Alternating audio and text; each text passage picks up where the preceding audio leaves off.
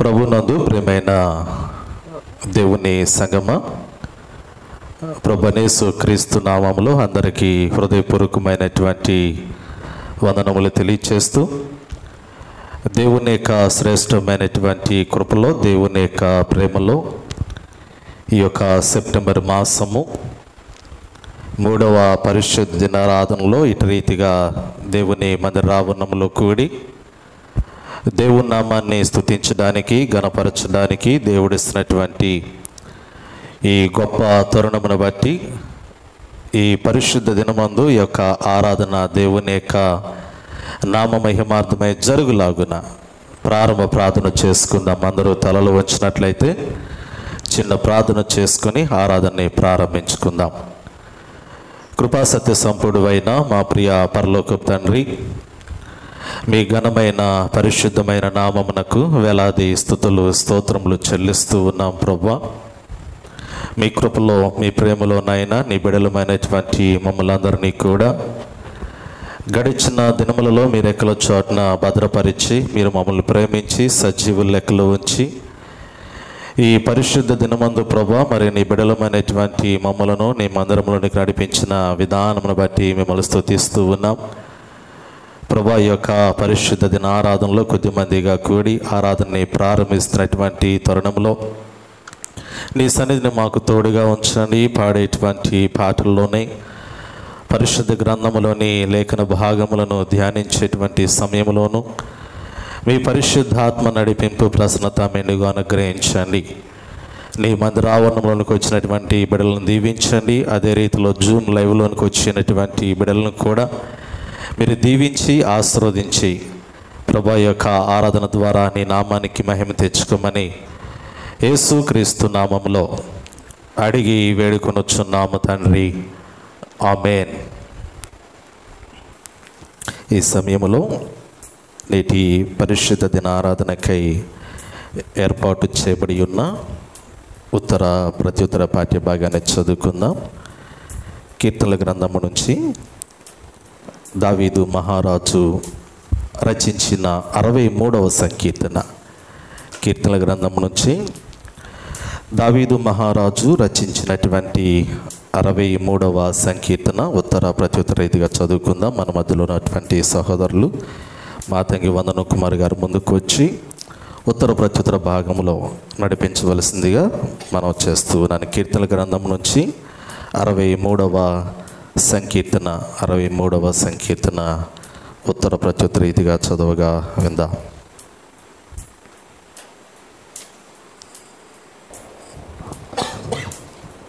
పరిశుద్ధ గ్రంథం నుండి దావీదు మహారాజు రచించిన 63వ సంకీర్తన ప్రత్యుత్తర రీతిగా చదువుకుందాం.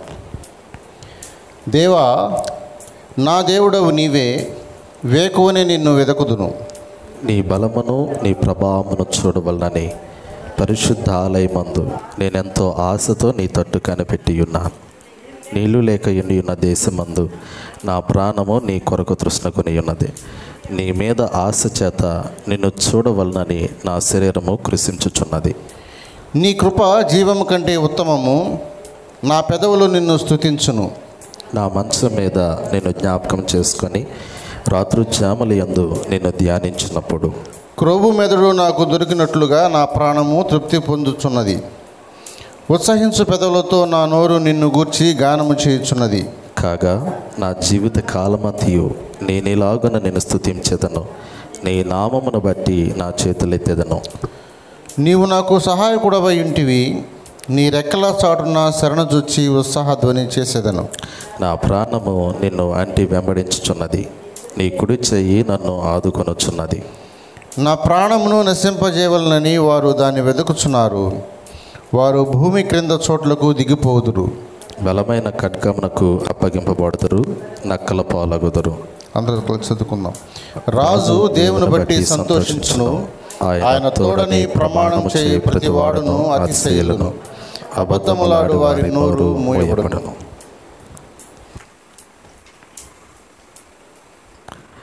ఈ సమయంలో నేటి పరిశుద్ధ దిన ఆరాధనకు ఏర్పాటు చేయబడి ఉన్న దేవుని యొక్క లేఖన భాగాన్ని చదువుకుందాం.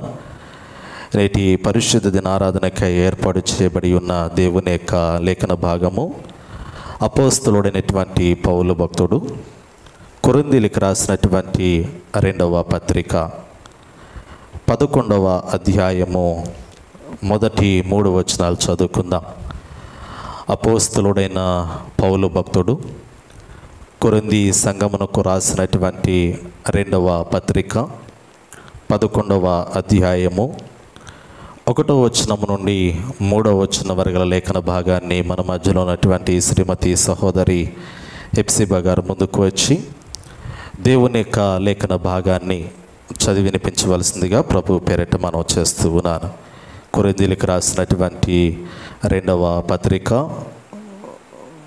11వ అధ్యాయము మొదటి 3 వచనాలు చదవగా విందాం.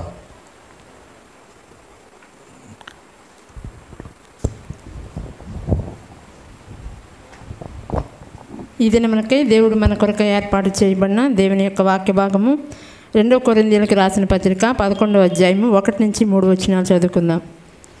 కొంచెం అవివేకముగా నేను మాట్లాడినను మీరు సహింపవలనని కోరుచున్నాను.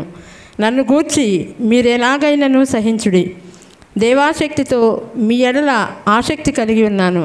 ఎందుకనగా పవిత్రురాలైన కన్యకనుగా ఒక్కడే పురుషునికి అనగా క్రీస్తుకు సమర్పింపవలనని మిమ్మను ప్రదానము చేసి తిని. కానీ సర్పము తన కుయుక్తి చేత హవ్వను మోసపరిచినట్లు మీ మనసులను చెరుపబడి క్రీస్తు ఎడలనున్న సరళత నుండి పవిత్రత నుండి ఎట్లయినను తొలగిపోవునేమో అని భయపడుచున్నాను. దేవుడు తన పరిశుద్ధ వాక్యం దీవించునుగాక. ఆమేన్. దేవుని యొక్క లేఖన భాగాన్ని చదివి వినిపించిన హెప్సిబా గారికి ప్రత్యేకంగా వందనాలు తెలియజేస్తూ ఉన్నాను. ఈ సమయంలో దేవుని యొక్క వాక్యాన్ని ధ్యానించుకోవడానికి మునుపు మనమందరం కూడా లేచి నిలువబడి ప్రభువుని ఆరాధించుకుందాం. మనం ఆరాధించేటువంటి ప్రభు ఆత్మస్వరూపులై ఉన్నారు కాబట్టి ఆయన ఆరాధించే వారందరూ కూడా ఆత్మతో సత్యముతో ఆరాధించాలని ప్రభు వారి సెలవిచ్చిన రీతిలో ఆంధ్ర క్రైస్తవ కీర్తనల పుస్తకంలో నుంచి 774వ నెంబర్ పాట జీవనదిని నా హృదయంలో ప్రవహింపచేయుమయ్యా అనే పాట పాడుచు పల్లవి చరణం పల్లవి చివరి చరణం పాడుతూ చూపించుకుందాం. ఆంధ్ర క్రైస్తవ కీర్తనల పుస్తకంలో నుంచి 774వ నెంబర్ పాట.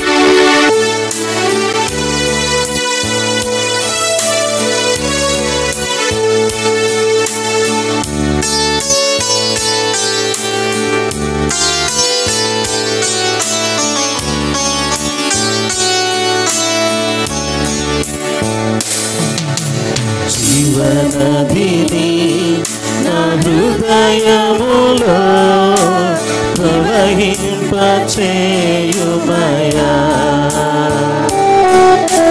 జీవనదిని నా హృదయములో ప్రవహింపచేయుమయా.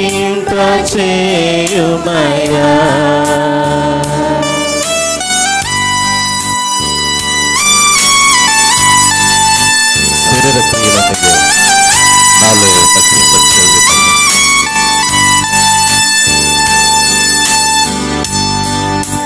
మనమందరం కూడా ప్రభువుని ఆరాధించుకుందాం.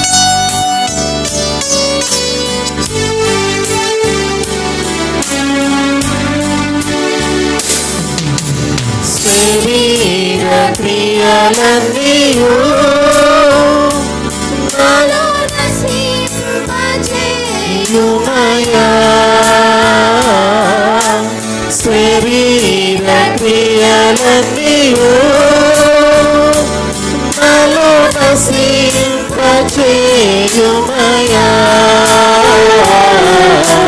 జీవనదిని నా హృదయములో ప్రవహింపచేయుమయా.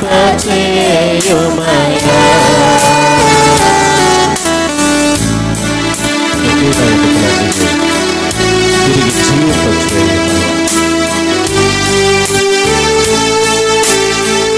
ప్రియ సహోదరి సహోదరులారా, మన ప్రభువును రక్షకుడైన యేసు క్రీస్తును ఆరాధించుకుందాం.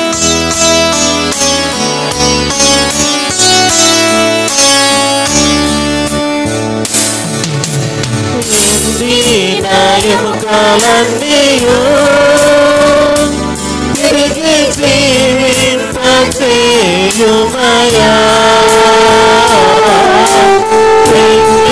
నా ఎముకలన్నీయు తిరిగి జీవింపచేయుమయా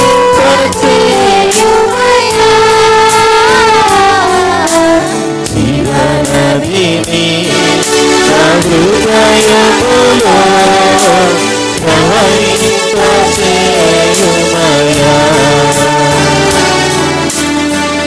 అందరూ కూడా కోరువాను అనుసరిస్తూ ఆత్మతో సత్యముతో ప్రభువును ఆరాధించుకుందాం. బలహీనమైనటువంటి సమయంలో ఆయన మనల్ని బలపరిచి మనకి బలమును ప్రసాదించుకుంటాం.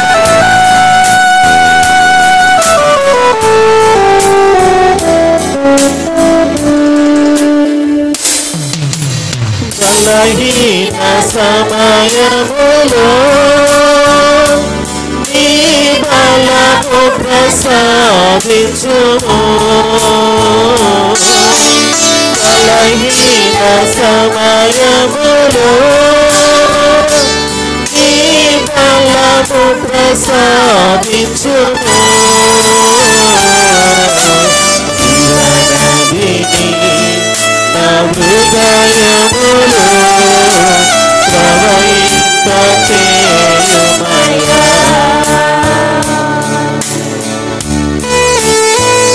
ఆత్మీయమైనటువంటి వరములతో నడిపించేటువంటి దేవుడు, ఆత్మతో అభిషేకం చేసేటువంటి దేవుడిని మనం ఆరాధించుకుందాం.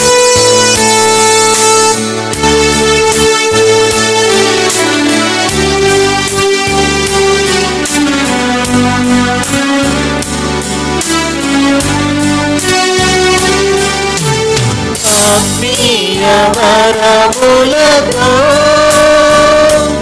నన్ను అభిషేకం చేయుమయా. ఆత్మీయ వరములతో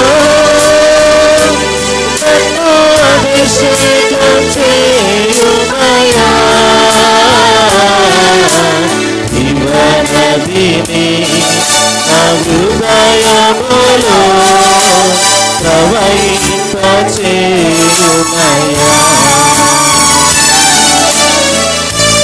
హల్లెలూయా, హల్లెలూయా.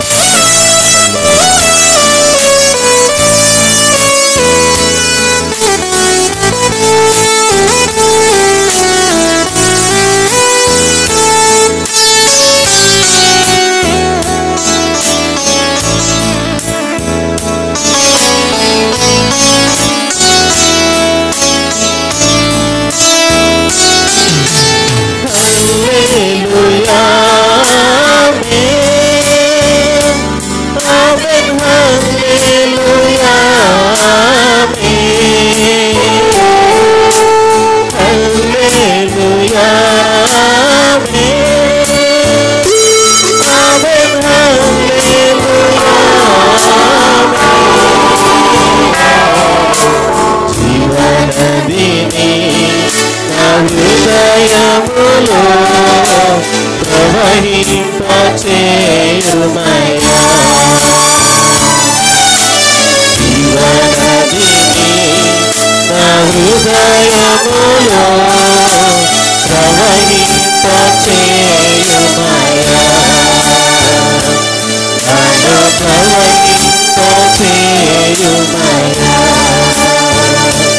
నన్ను ప్రవహింపచేయుమయా. నన్ను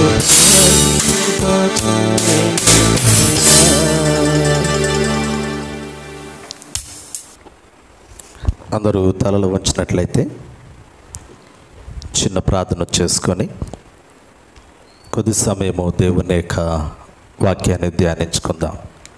చిన్న ప్రార్థన చేసుకుందాం. సర్వకృపానిధిగు మా ప్రియ పరలోకపు తండ్రి, మీ ఘనమైన పరిశుద్ధమైన నామమునకు స్తుతులు చెల్లిస్తూ ఉన్నాం. ఈ పరిశుద్ధ దినమందునైనా నీ బిడ్డలమైనటువంటి మేమందరము కూడా నీ పాదాల చింత ఉన్నాం, మిమ్మల్ని స్తుతిస్తూ ఉన్నాం, మిమ్మల్ని ఘనపరుస్తూ ఉన్నాం. మీ యొక్క ఘనమైనటువంటి నామమునకు ప్రభువా కృతజ్ఞతాస్తులు చెల్లించి ఉన్నాం. హృదయ లోతుల్లో మీ మహోన్నతమైనటువంటి నామాన్ని ఆరాధించి ఘనపరిచినటువంటి నీ బిడలమైనటువంటి మమ్మలను మీరు జ్ఞాపకం చేసుకోండి. ఆశగునైనటువంటి ప్రాణాన్ని తృప్తిపరుస్తానని వాగ్దానం చేసిన దేవుడు మీరు కాబట్టి ప్రభువా, ఈ సమయంలో మా యొక్క హృదయాంతరంగములు మీ శ్రేష్టమైనటువంటి జీవపు వాక్కుల కొరకు పరితపిస్తున్నటువంటి సమయంలో మీరే మాతో మాట్లాడండి. మా హృదయాలకు అవసరమైనటువంటి జీవపు వాక్కులను మెండుగా మీరే మాకు అనుగ్రహించండి. నీ సేవకునైనటువంటి నన్ను కూడా మీరు జ్ఞాపకం చేసుకోండి ప్రభువా. మీ సిలువ చాటున నన్ను మరుగుపరచండి. నా యొక్క నోటును మీ యొక్క నోటి పూరుగా వాడుకొని ఇక్కడ కూడి ఉన్నటువంటి ప్రతి ఒక్కరితో మీరే మాట్లాడి మీ నామమునకు మహిమ తెచ్చుకోమని యేసుక్రీస్తు నామములో అడిగి వేడుకొనుచున్నాము తండ్రి, ఆమేన్.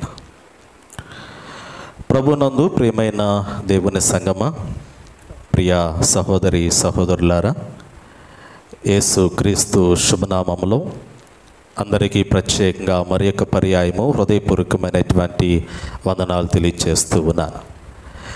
జీవము కలిగినటువంటి దేవుడు, జీవాధిపతి అయినటువంటి దేవుడు మనల్ని అందరినీ కూడా సజీవుల లెక్కలో ఉంచి ఈ సెప్టెంబర్ మాసంలో ఈ 3వ పరిశుద్ధ దిన ఆరాధనలో ఇటు రీతిగా దేవుని పాదాల చెంత చేరి ఆయన్ని స్తుతించేటువంటి గొప్ప ధన్యతను దేవుడు మనకిస్తున్న విధానమును బట్టి నేను దేవుని స్తుతిస్తూ ఉన్నాను. పిల్లలు, ఈ పరిశుద్ధ దినమందు నేను మీతో మాట్లాడాలని ఆశపడినటువంటి అంశము మనస్సు గురించి, బలహీనమైనటువంటి మనస్సు గురించి. ఈరోజు శ్రేష్టమైనటువంటి జీవపు వాక్యాన్ని నేను మీతో పంచుకోవాలని ఎంతో ఆశపడుతూ ఉన్నాను. మైండ్, మనస్సు. మైండ్ అనేటువంటి ఆ పదాన్ని మనం గమనించినప్పుడు దానికి అనేకమైనటువంటి పర్యాయ పదాలు ఉన్నాయి. ఒకటి బుద్ధి అని, రెండోది మతి అని, మూడోది ఆత్మ అని, ఇలా అనేకమైనటువంటి ఆ పర్యాయ పదాలతో మన మనస్సును మనం పిలుస్తూ ఉంటాం. మన బుద్ధి గురించి మనం ఆలోచన కలిగి ఉంటాం. మనకున్నటువంటి ఆ మైండ్ గురించి కూడా అనేకమైనటువంటి సార్లు అనేక మంది ఆలోచనలు, అనేకమైనటువంటి మాటలు వ్యక్తపరుస్తూ ఉంటారు. సహజంగా మనం ఈ లోకంలో గమనించగలిగితే కొందరిని బట్టి మాట్లాడేటువంటి మాట, అరే ఇది కొంచెం కూడా బుద్ధి లేదురా అనేటువంటి మాట పలుకుతూ ఉంటారు. ఇంకొకసారి కొంతమంది జీవితాల్లో అరే ఇతని మనసు చాలా కఠినమైనదిరా అనేటువంటి మాట పలుకుతూ ఉంటారు. అంటే కొంచెం కూడా జాలి, దయ అనేటువంటిది లేదు, ఇతని మనసు చాలా కఠినమైనదిరా అనేటువంటి మాటలు పలుకుతూ ఉంటారు. ఇంకొక రీతిలో మనం గమనించగలిగితే మంచి యవ్వన ప్రాయములు ఉన్నటువంటి బిడ్డల యొక్క జీవితాల్లో ఒక్కొక్కసారి వారు సరదాగా మాట్లాడుకునేటువంటి మాటలు మనం గమనించగలిగితే అరే నా మనసు చేజారిపోయిందిరా అంటారు కదా. చాలామంది ఆ యవ్వనస్తులు అరే నా మనసు చేజారిపోయిందిరా, నా మనసు నాలో లేదురా, నా మనసు మనసుగా లేదురా అనేటువంటి మాటలు పలికేటువంటి సందర్భాలు లోకంలో గమనించగలుగుతూ ఉంటాం. సహజంగా ఈరోజు పరిశుద్ధ గ్రంథంలో నుండి ఈ యొక్క మనస్సును గురించి, ఈ మనస్సుకు సంబంధించినటువంటి ఆలోచన విధానమును గురించి ఈరోజు పరిశుద్ధ గ్రంథంలో కొందరు వ్యక్తుల యొక్క జీవితాలను నేను మీ పాదాల చెంతకి, అంటే మీ ఎదుటకు నేను తీసుకొని రావాలని ఆశపడుతూ ఉన్నాను. సహజంగా బలమైనటువంటి మనస్సు, బలహీనమైనటువంటి మనస్సు అనేటువంటిది రెండు మనం గమనించగలుగుతూ ఉంటాం. వ్యతిరేకార్థాలు మనం గమనించినప్పుడు ధైర్యమునకు వ్యతిరేకము పిరికితనము కదా, పిరికితనము.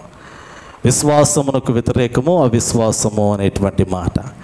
అలాగే బలమైనటువంటి మనస్సు ఉన్నది, దానికి వ్యతిరేకమైనటువంటి మాటగా బలహీనమైనటువంటి మనస్సు కూడా ఉన్నది అనేటువంటి సత్యాన్ని పరిశుద్ధ గ్రంథంలో అనేక మంది వ్యక్తుల యొక్క జీవితాల ద్వారా మనం చూడగలుగుతూ ఉన్నాం. ప్రాముఖ్యంగా మనం చదువుకున్నటువంటి లేఖన భాగము కొరింథీయులకు రాసినటువంటి 2వ పత్రిక. కొరింథీయులకు రాసినటువంటి 2వ పత్రిక 11వ అధ్యాయము మొదటి 3 వచనాలు ఒకసారి మరలా చదువుకుందాం. దయచేసి ఆ పరిశుద్ధ గ్రంథములో ఉన్నటువంటి వారందరూ కూడా ఆ గ్రంథములను తెరిచి ఒకసారి దేవుని యొక్క వాక్యమును నిశ్చితంగా పరిశీలించండి. ఈరోజు మన మనసు ఎటువంటిది అనేది ఒకసారి మందిరములో నుండి బయటకు వెళ్ళేటువంటి క్రమంలో మన మనసు ఏ విధమైనటువంటి మనసు, అది బలమైనటువంటిదా బలహీనమైనటువంటిదా, మన మనసు మోసపరచబడుతూ ఉన్నదా లేదా దేవునిలో శ్రేష్టమైనటువంటి స్థిరత్వము కలిగి ఉన్నదా అనేటువంటిది ఈరోజు ఈ యొక్క ఆరాధన ముగించుకొని మనము గృహాలకు వెళ్ళే లోపే మనం ఎటువంటి వారం అనేది ఈరోజు ఒకసారి మనమే ఆ ఆత్మ పరిశీలన చేసుకుందాం. పరిశుద్ధ గ్రంథంలో అపోస్తలున్నటువంటి పౌలు భక్తుడు కొరింథీ సంఘ విశ్వాసులకి కొన్ని మాటలు జ్ఞాపకం చేశాడు. కొరింథీ సంఘాన్ని దేవునికి మహిమకరమైనటువంటి సంఘముగా నిలవబెట్టాలి అనేది పౌలు భక్తుని యొక్క ఉద్దేశము, ప్రధానమైనటువంటి ఉద్దేశము, అతని యొక్క సంకల్పము, అతని యొక్క హృదయంలో ఉన్నటువంటి తృష్ణ ఏమిటంటే కొరింథీ సంఘములో ఉన్నటువంటి క్రైస్తవులను క్రీస్తుకు ప్రదానము చేయాలి. మన ప్రభు అయినటువంటి యేసు క్రీస్తు ఒక వరుడుగాను ఈ లోకములో యేసు క్రీస్తు యొక్క ప్రశస్తమైనటువంటి రక్తములో కడగబడినటువంటి క్రైస్తవులు ప్రభువుని ఎదుర్కొనేటువంటి ఒక వధువు సంఘంగా పరిశుద్ధ గ్రంథంలో లేఖనాలు మనకు జ్ఞాపకం చేయబడుతూ ఉన్నాయి. సంఘము ఒక వధువు, రక్షకుడైనటువంటి క్రీస్తు ఒక వరుడు. వీరిరువురు కూడా పరలోకములో ఒక శ్రేష్టమైనటువంటి వివాహ మహోత్సవంలో కలవబోతున్నటువంటి సందర్భము ప్రకటన గ్రంథంలో కూడా చాలా లేఖనాల్లో మనకు జ్ఞాపకం చేయబడుతూ ఉన్నది. ప్రాముఖ్యంగా ఇక్కడ పౌలు భక్తుని యొక్క ఉద్దేశాన్ని మనం గమనించగలిగేది. చూడండి, ఇక్కడ అంటాడు పౌలు భక్తుని యొక్క ఉద్దేశము 2 కొరింథీ పత్రిక 11వ అధ్యాయం 1వ వచనములో, కొంచెము వివేకముగా నేను మాట్లాడినను మీరు సహింపవలనని కోరుచున్నాను. నన్ను గూర్చి మీరు ఎలాగైనాను సహించుడి, దేవాసక్తితో మీ ఎడల ఆసక్తి కలిగి ఉన్నాను.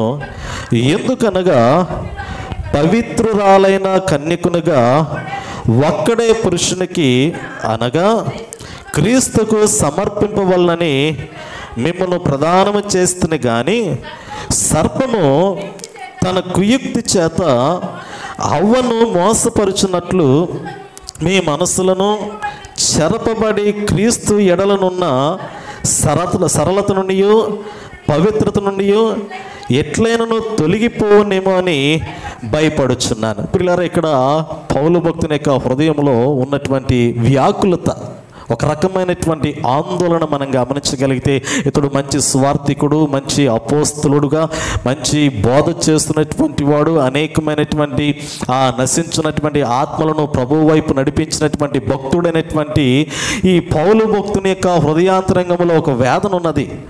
ఈ పౌలు భక్తుని యొక్క హృదయంలో ఒక దుఃఖం కనపడుతూ ఉన్నది, ఒక వ్యాకులత ఆందోళన కనపడుతూ ఉన్నది. ఆ యొక్క ఆందోళన ఏమిటంటే, నేను మిమ్మల్ని క్రీస్తుకు ప్రదానము చేసి ఉన్నాను. మీరు అందరూ కూడా యేసు క్రీస్తును స్వరక్షకునిగా అంగీకరించి ఉన్నారు. మీ పాపాలన్నింటినీ కూడా ప్రభు పాదాల చెంత విడిచిపెట్టారు. మేము ప్రభు కొరకు బ్రతకాలని ఆశపడుతూ ఉన్నామనేటువంటి ఒక మంచి తీర్మానాన్ని మీరు తీసుకొని ఉన్నారు. ఏదేమైనా కానీ పరలోక రాజ్యంలో ప్రభువుతో ఉండాలి, ప్రభువును స్తుతించాలి, ప్రభువుని గణపరచాలి అనేటువంటి ఒక మంచి కోరిక మీ హృదయాంతరంగంలో ఉన్నది. మంచి ఆలోచన మీ హృదయంలో కదులుతూ ఉన్నది. కానీ నా యొక్క హృదయాంతరంగంలో కదలాడుతున్నటువంటి మరి ఒక ఆలోచన ఏమిటంటే, ఒకానొక సమయంలో పరిశుద్ధ గ్రంథంలో ఆదిమ కాలంలో జరిగినటువంటి సంఘటన ఒకటి నా హృదయాన్ని తొలిచివేస్తూ ఉన్నది, నా హృదయాంతరంగంను వ్యాకులతకు గురి చేస్తూ ఉన్నది. అదేమిటి అనగా, ఇక్కడ హవ్వ జీవితాన్ని పౌలు భక్తుడు జ్ఞాపకం చేస్తూ ఉన్నాడు. ఈ లోకంలో మనసును చాలా త్వరగా మాయ చేయగలిగినటువంటి వాడు ఒకడున్నాడు. ఈ లోకములో నీ హృదయంలో ఉన్నటువంటి ఆలోచన అంతటినీ కూడా గ్రహించగలిగినటువంటి వాడు, ఆ ఆలోచనని తనకు అనుకూలంగా మార్చుకోగలిగినటువంటి వాడు, తనకు అనుకూలంగా మార్చుకుని నీ మనసును సంపూర్ణంగా దేవునిలో నుండి కాక లోకములోనికి తీసుకుని వెళ్ళగలిగినటువంటి వాడు ఒకడున్నాడు. ఆ ఒక్కడే ఇక్కడ అవ్వని మోసము చేసినటువంటి ఆ సర్పమును గురించి మాట్లాడుతున్నట్లుగా మనం చూడగలుగుతూ ఉన్నాం. నిజంగా ప్రతి మానవుని యొక్క హృదయాంతరంగంలో ఉన్నటువంటి వ్యాకులత, ఆందోళన ఏమిటంటే ఇక్కడ పౌలు భక్తుని యొక్క హృదయంలో కదలాడుతున్నటువంటి ఆలోచన ఇది, సర్పము చాలా కుయుక్తి కలిగినటువంటిది.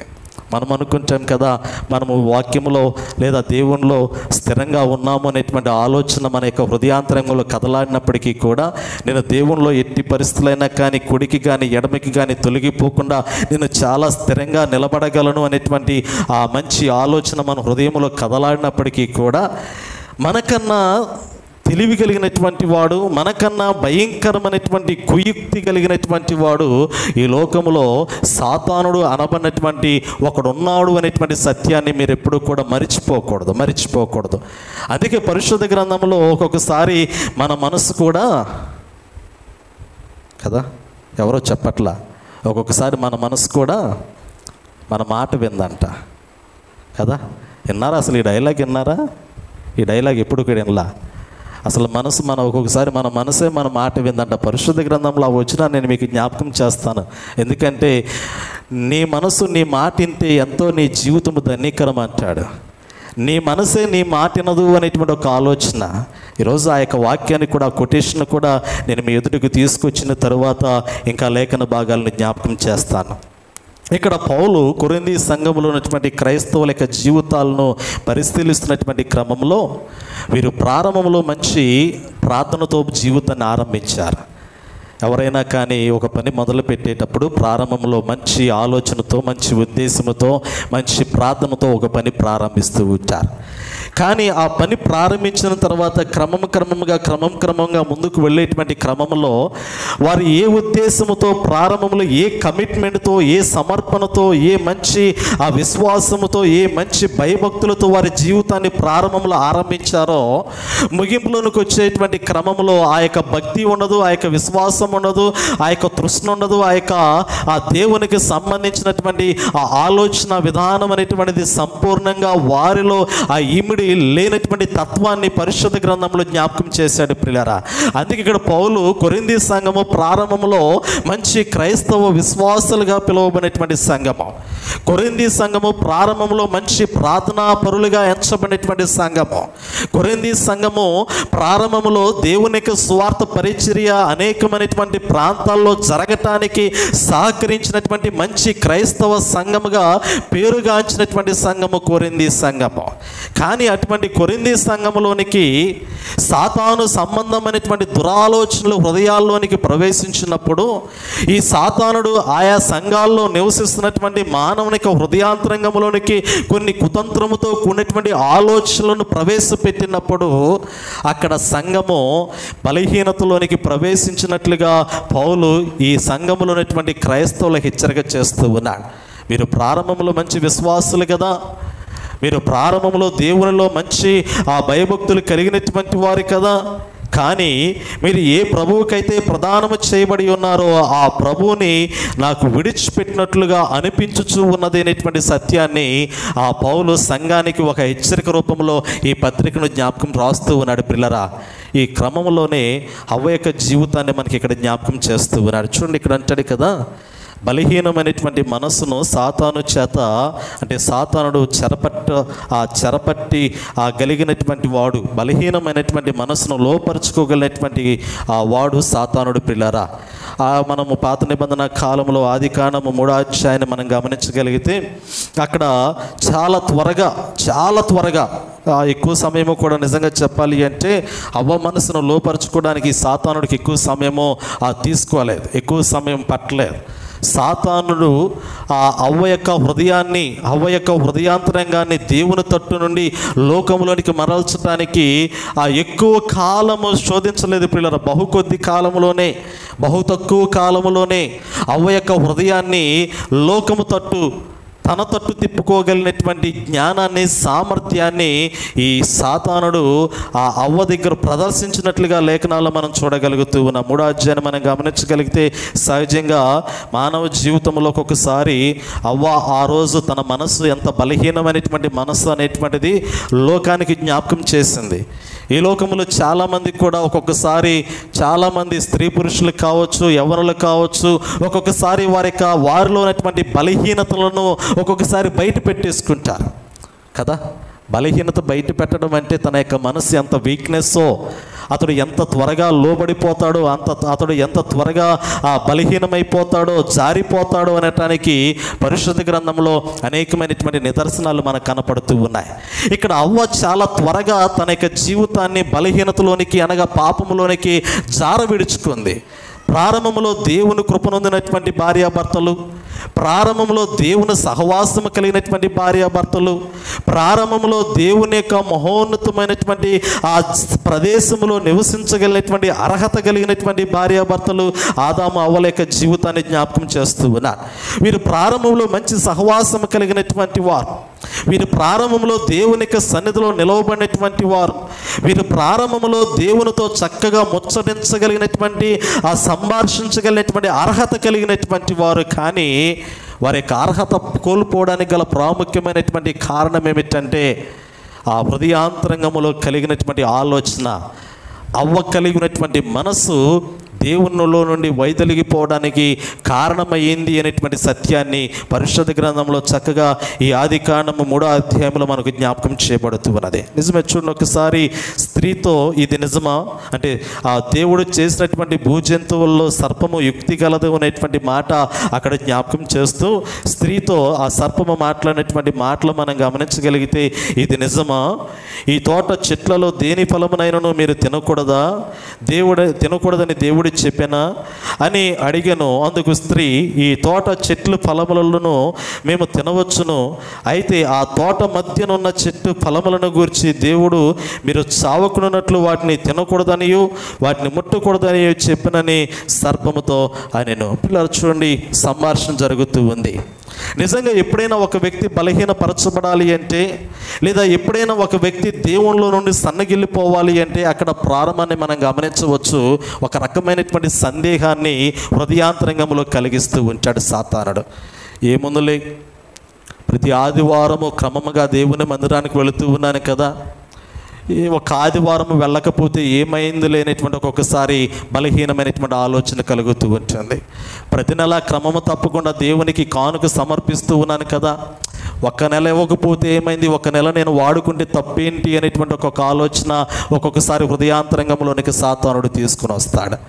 అలాగే ప్రతి వారము కూడా చక్కగా మంచిగా దేవుని సన్నిధిలో చక్కటి పాటలు పాడుతూ దేవుని నామాన్ని మహింపరుస్తూ ఉన్నాను కదా, ఈసారి నేను పాటలు పాడకపోతే ఏమైందిలే, వేరే వాళ్ళు పాడుకోవచ్చుతారులే, ఈసారి నేను నిలబడకపోతే ఏమైంది లేనటువంటి ఒక ఆలోచన హృదయాంతరంగంలో మన మనస్సు మనకి ఒక్కొక్కసారి అనిపిస్తూ ఉంటుంది. మన మనస్సు మనతో మాట్లాడుతూ ఉంటుంది కదా, ఒక్కొక్కసారి మన మనస్సు మనతోనే మాట్లాడుతూ ఉంటుంది. ఈరోజు కొంచెం బద్ధకంగా ఉందిలే, ఏం పర్వాలేదు, కొంచెం నిదానంగా చివరిలో లాస్ట్లో వెళ్దాంలే, పాస్టర్ గారు ఆశీర్వాదం ఇచ్చేటువంటి సమయంలో వెళ్దాంలే, ఆ పాస్టర్ గారు ఇంకా వాక్యము స్టార్ట్ చేసి ఉండరులే, వాక్యము స్టార్ట్ చేసినప్పుడు వెళదాములే అనేటువంటి కదా మనసులో ఆలోచన ఆటోమేటిక్గా ఒక విధంగా కలుగుతుంటుంది. ఆటోమేటిక్గా ఆలోచన మనసులో కలుగుతూ ఉంటుంది. నిజంగా ఈ మనసులో కలిగేటువంటి ఆలోచన ఎవరు కలిగిస్తూ ఉన్నారు?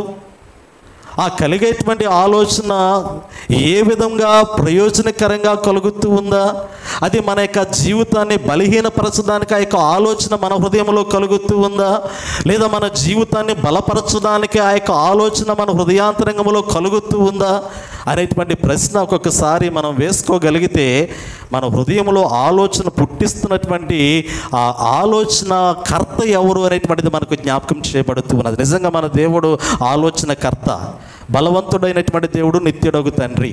మన హృదయాంతరంగాలను సంపూర్ణంగా దేవుని తట్టు తిప్పగలిగినటువంటి శ్రేష్టమైనటువంటి ఆలోచనకర్త పరిశుద్ధాత్మ దేవుడు మన యొక్క దేవుడు.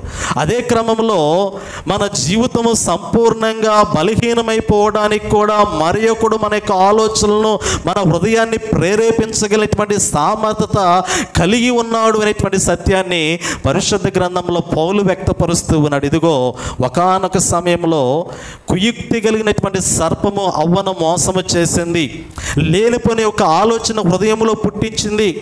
వచ్చింది చక్కగా నైస్గా మాట్లాడింది, తెలివిగా మాట్లాడింది, మంచి వివేకంతో మాట్లాడింది. వివేకంతో మాట్లాడి ఒక్కసారిగా జీవితాన్ని దేవుని నుండి దూరముగా లోకములోనికి పాపములోనికి తీసుకుని వెళ్ళిపోయింది అనేటువంటి ఒక ఆలోచనని పౌలు భక్తుడు సంఘం ఎదురుకు తీసుకుని వచ్చినట్లుగా మనం గమనించగలుగుతూ నిజమే పిల్లారా. ఇక్కడ సాతానుడు బహు కుయుక్తి కలిగినటువంటి వాడు, సాతానుడు బహు ఆ తెలివి కలిగినటువంటి వాడు. ఉన్నట్లుగా ఉంటాడు, మనలో ఉన్నట్లుగానే ఉంటాడు. మన జీవితాన్ని ఒక్కసారిగా అధపాతాళంలోనికి తీసుకుని వెళ్ళిపోయేటువంటి స్థితిలో అలా జారి విడిచేటువంటి ఆ స్థితి కలిగినటువంటి వాడు. నిజమే, ఒక్కొక్కసారి మనం నిలబడ్డామనుకుంటాము, కానీ చివరికి మనకు అర్థమైంది ఎప్పుడు పడిపోయాము అనేటువంటిది వెనక్కి తిరిగి చూసుకున్నప్పుడు. ఇక్కడ అవ్వ జీవితము తాను ఎప్పుడు పడిపోయింది అనేది ఎప్పుడు తెలుసుకోగలిగిందంటే, రోజు చెట్టు దగ్గరికి వెళుతూ ఉన్నది, ఆ పండును చూస్తూ ఉన్నది. అది గమనించినటువంటి సర్పము, అవ్వ యొక్క హృదయాంతరంగంలోటువంటి ఆలోచన కలిగినటువంటి సర్పము, ఆమె ఏ ఉద్దేశంతో ఆ చెట్టు దగ్గరకు వస్తూ ఉంది, ఆమె ఏ ఉద్దేశంతో ఆ చెట్టు పండ్లు చూస్తూ ఉందో కూడా ఎరిగినటువంటి సర్పము ఆమెతో మాట్లాడడం ప్రారంభించింది. ఆమె జీవితాన్ని క్రమంగా లోపరుచుకోవడం ప్రారంభించిన తరువాత ఒక్కసారిగా ఆమె హృదయాంతరంగంలో ఉన్నటువంటి కోరిక ఏమిటో దాన్ని నీవు నెరవేర్చుకునేటువంటి ఆ ఆలోచన తనలోనికి తీసుకుని వచ్చింది. నిజమే, ప్రారంభంలో బీజము, అందుకే యేసు ప్రభువు ఆవగింజంత విశ్వాసం ఉంటే చాలు అన్నారు. ఆవగింజంత విశ్వాసం ఉంటే చాలు. ఈరోజు ఆ యొక్క ఆవగింజంత విశ్వాసము మానవుని యొక్క హృదయాంతరంగంలో లేదు. నిజం చెప్పాలి అంటే ఆవగింజంత విశ్వాసం ఉంటే అద్భుతాలు ఎప్పుడో జరిగాయి. ఆవగింజంత విశ్వాసం ఉంటే దేవుని యొక్క ఆ కార్యాలు ఎప్పుడో జీవితాల్లో ఎంతో గొప్పగా చూడగలిగినటువంటి పరిస్థితులు ఉంటాయి. కానీ ఇక్కడ సాతాను యొక్క ఆలోచన విధానాన్ని మనం గమనించగలిగితే పిల్లరా, ఇక్కడ అవ్వ యొక్క హృదయాంతరంగంలోనికి తీసుకొచ్చినటువంటి ఆ శోధనతో కూడినటువంటి ఆలోచన సంపూర్ణంగా ఆమె జీవితాన్ని పాపములోనికి ఎలా తీసుకువెళ్ళిపోయిందో ఆదికాండము 3వ అధ్యాయంలో చాలా చక్కగా మనకి విశదీకరించినట్లుగా మనం చూడగలుగుతూ ఉన్నాం. అక్కడ అంటాడు కదా, అప్పుడు వారిద్దరు కనులు తెరవబడిన ఆ పై వచనంలో 5వ వచనం గమనించి, ఏలయనగా మీరు వాటిని తినిన దినమున మీ కనులు తెరవబడనియు మీరు మంచు చెడులు ఎరిగిన వారై దేవదూతల వలె ఉందరనియు దేవునికి తెలియనని స్త్రీతో చెప్పగా, ఆ స్త్రీ ఆ వృక్షము ఆహారమునకు మంచిదియు కనులకు అందమైనదియు వేకమిచ్చు రమ్యమైనది అని ఉండుట చూచినప్పుడు ఆమె దాని ఫలముల్లో కొన్ని తీసుకుని తిని తనతో పాటు తన భర్తకు ఇచ్చెను, అతడు కూడా తినెను. అప్పుడు వారిద్దరు కనులు తెరవబడును. ఆ తదుపరి ఆ లేఖన భాగం అంతా కూడా మనం ఎరిగినటువంటి వారమే. దేవుని సహవాసము ఆ కోల్పోయినటువంటి జీవితము. నేను అనుకుంటాను పిల్లరా, మీరు కూడా మీ మనసులో కూడా చాలా పర్యాయములు ఈ సందేహం వచ్చుండొచ్చు, సందేహం కలిగి ఉండొచ్చు. అవ్వతో రోజు సర్పము మాట్లాడుతూ ఉన్నది కదా, పండు తిన్న తరువాత కూడా మాట్లాడిందా అనేటువంటి ఒక ఆలోచన. పండు తినక మునుపు పండు తినే అంతవరకు ప్రతిరోజు కూడా ప్రేరేపించడానికి సర్పం అవ్వతో మాట్లాడింది. పండు తిన్న తరువాత కూడా సర్పము ప్రతిరోజు కూడా సర్పము ఇరువురు కూడా స్నేహితులుగా సహవాసము చేశారా? వారిరువురు కూడా సంభాషించుకుంటూ ఉన్నారా? వారిరువురు కూడా మంచి సహవాసాన్ని కొనసాగించారా? అంటే ఇక అక్కడితో సాతాను యొక్క ఆలోచన విధానము ముగించబడింది. ఎందుకంటే అప్పటికి సాతానుడు ఏ ఉద్దేశముతో అవ్వ ఎత్తుకు వచ్చాడో తన ఉద్దేశాన్ని నెరవేర్చేశాడు. తన ఆలోచన విధానాన్ని సంపూర్ణంగా నెరవేర్చాడు. అవ్వతో పండు తినిపించాలంతే, అవ్వను పాపములో పడేయాలంతే, అవ్వను దేవునికి దూరపరచాలంతే, అవ్వ జీవితము శాశ్వతమైనటువంటి పాపమునకు అనుకూలమైనటువంటి జీవితంగా మార్చాలి అంతే. అంతవరకే సాతాను యొక్క ఆలోచన. ఒక్కసారి ఆ పండు తిన్న దినమున దేవుడు సెలవిచ్చాడు కదా, నీవు ఆ పండు తిన్న దినమున చచ్చెదవు అనేటువంటి మాట దేవుడు జ్ఞాపకం చేశాడు. నిజమే, జీవాన్ని కోల్పోతావు, నిత్యత్వాన్ని కోల్పోతావు, శాశ్వతమైనటువంటి దేవుని యొక్క సహవాసాన్ని కోల్పోతావు. ఈ ఒక్క మాట సాతానుడు ఎరిగినటువంటి వాడు. ఆ పండు తిన్న దినమున అనేటువంటి మాట ఒక్కసారి కొరికితే చాలు, నువ్వు పూర్తిగా పండు మొత్తం తినవసరం లేదు. నిజం చెప్పాలంటే నీ హృదయంలో ఉన్నటువంటి తృష్ణను లేదా నీ హృదయంలో ఉన్నటువంటి ఆలోచన నెరవేర్చుకోవడానికి ఒక్కసారి ఒక అడుగు వేస్తే చాలు. ఒక అడుగు నువ్వు ముందుకు వెళ్ళిపోయి దేవునికి విరుద్ధమైనటువంటి కార్యము ఒక్కసారి అలా చేస్తే చాలు, ఇక పదే పదే చేయవసరం లేదు. నేను అంటాను అదే మాట, మీరు గ్రహించండి, వాక్యాన్ని వాస్తవంగా గ్రహించండి. ఒక్కసారి నువ్వు తప్పు చేస్తే చాలు, ఆటోమేటిక్గా నువ్వు ఆ క్రమంలోనికి వెళ్ళిపోయినట్లే, ఆ సాతాను యొక్క ఆధీనంలోనికి వెళ్ళిపోయినట్లే. ఇక్కడ సాతానుడు చేసినటువంటి కార్యం అదే. ప్రారంభంలో వీరు పాపములో లేనటువంటి వ్యక్తులుగా కనపడ్డారు. ప్రారంభంలో వీరు పాపము లేనటువంటి వ్యక్తులు, దేవుని సహవాసము కలిగినటువంటి వ్యక్తులుగా ఉన్నారు. కానీ అవ్వ యొక్క ఆలోచన ఏమిటంటే ఒక్కసారి వీరితో పాపము చేపిస్తే చాలు, ఒక్కసారి వీళ్ళని పాప సంబంధమైనటువంటి మనుషులుగా మారిస్తే చాలు, నా లక్ష్యాన్ని నేను దరిచేరినట్లే, నా గురి నేను దరిచేరినట్లే, పాప ప్రపంచాన్ని నేను సృష్టించినట్లే, దేవునికి విరుద్ధమైనటువంటి సృష్టిని నేను సృష్టించినట్లే.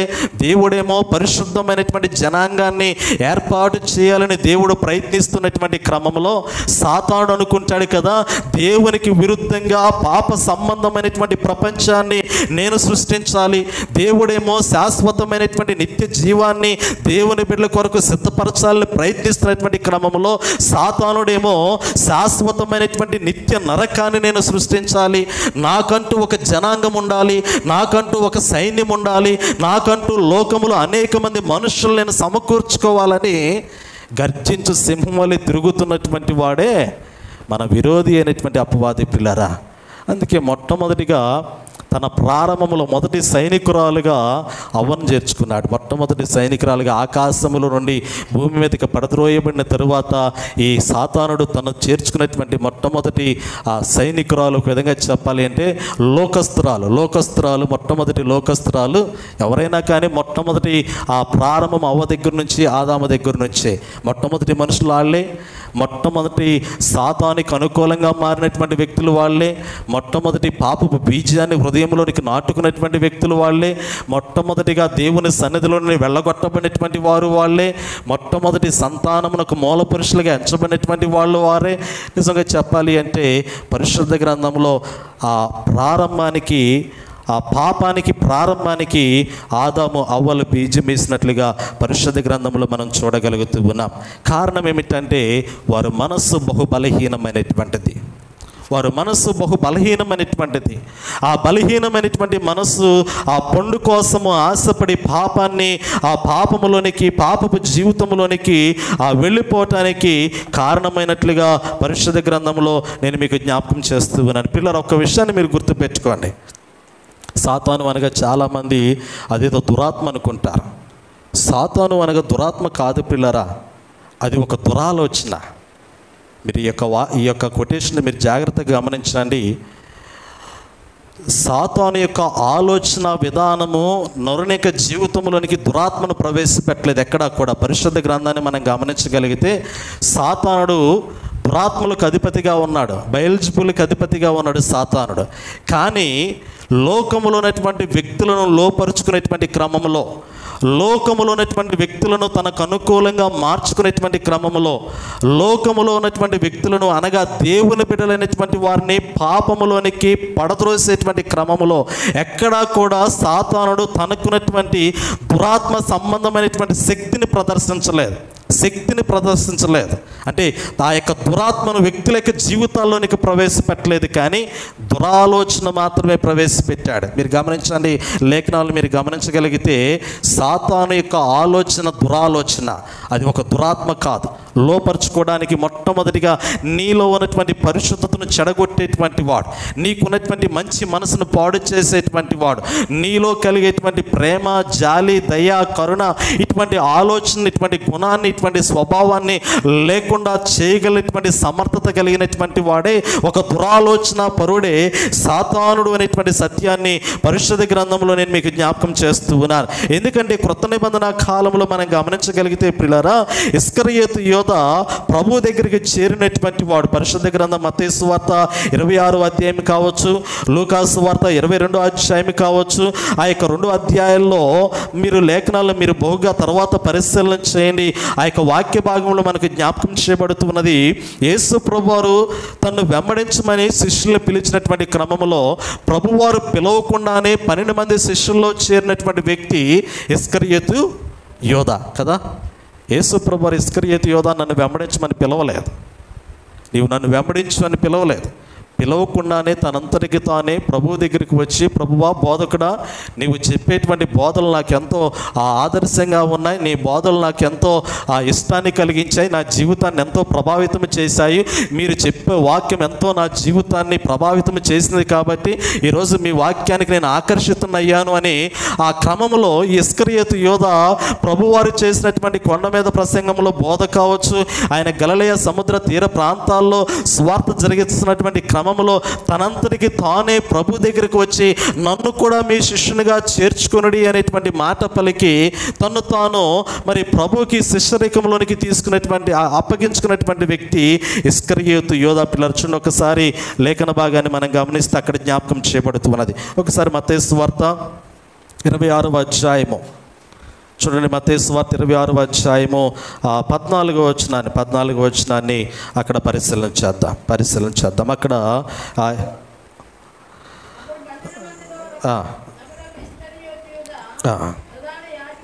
దానికన్నా ముందు లూకాసు సువార్త 22వ అధ్యాయం, దానికన్నా ముందుగా లూకాసు సువార్త 22వ అధ్యాయము 3వ వచనాన్ని చదువుదాం. 3వ వచనము లూకాసు సువార్త 22వ అధ్యాయం 3వ వచనము.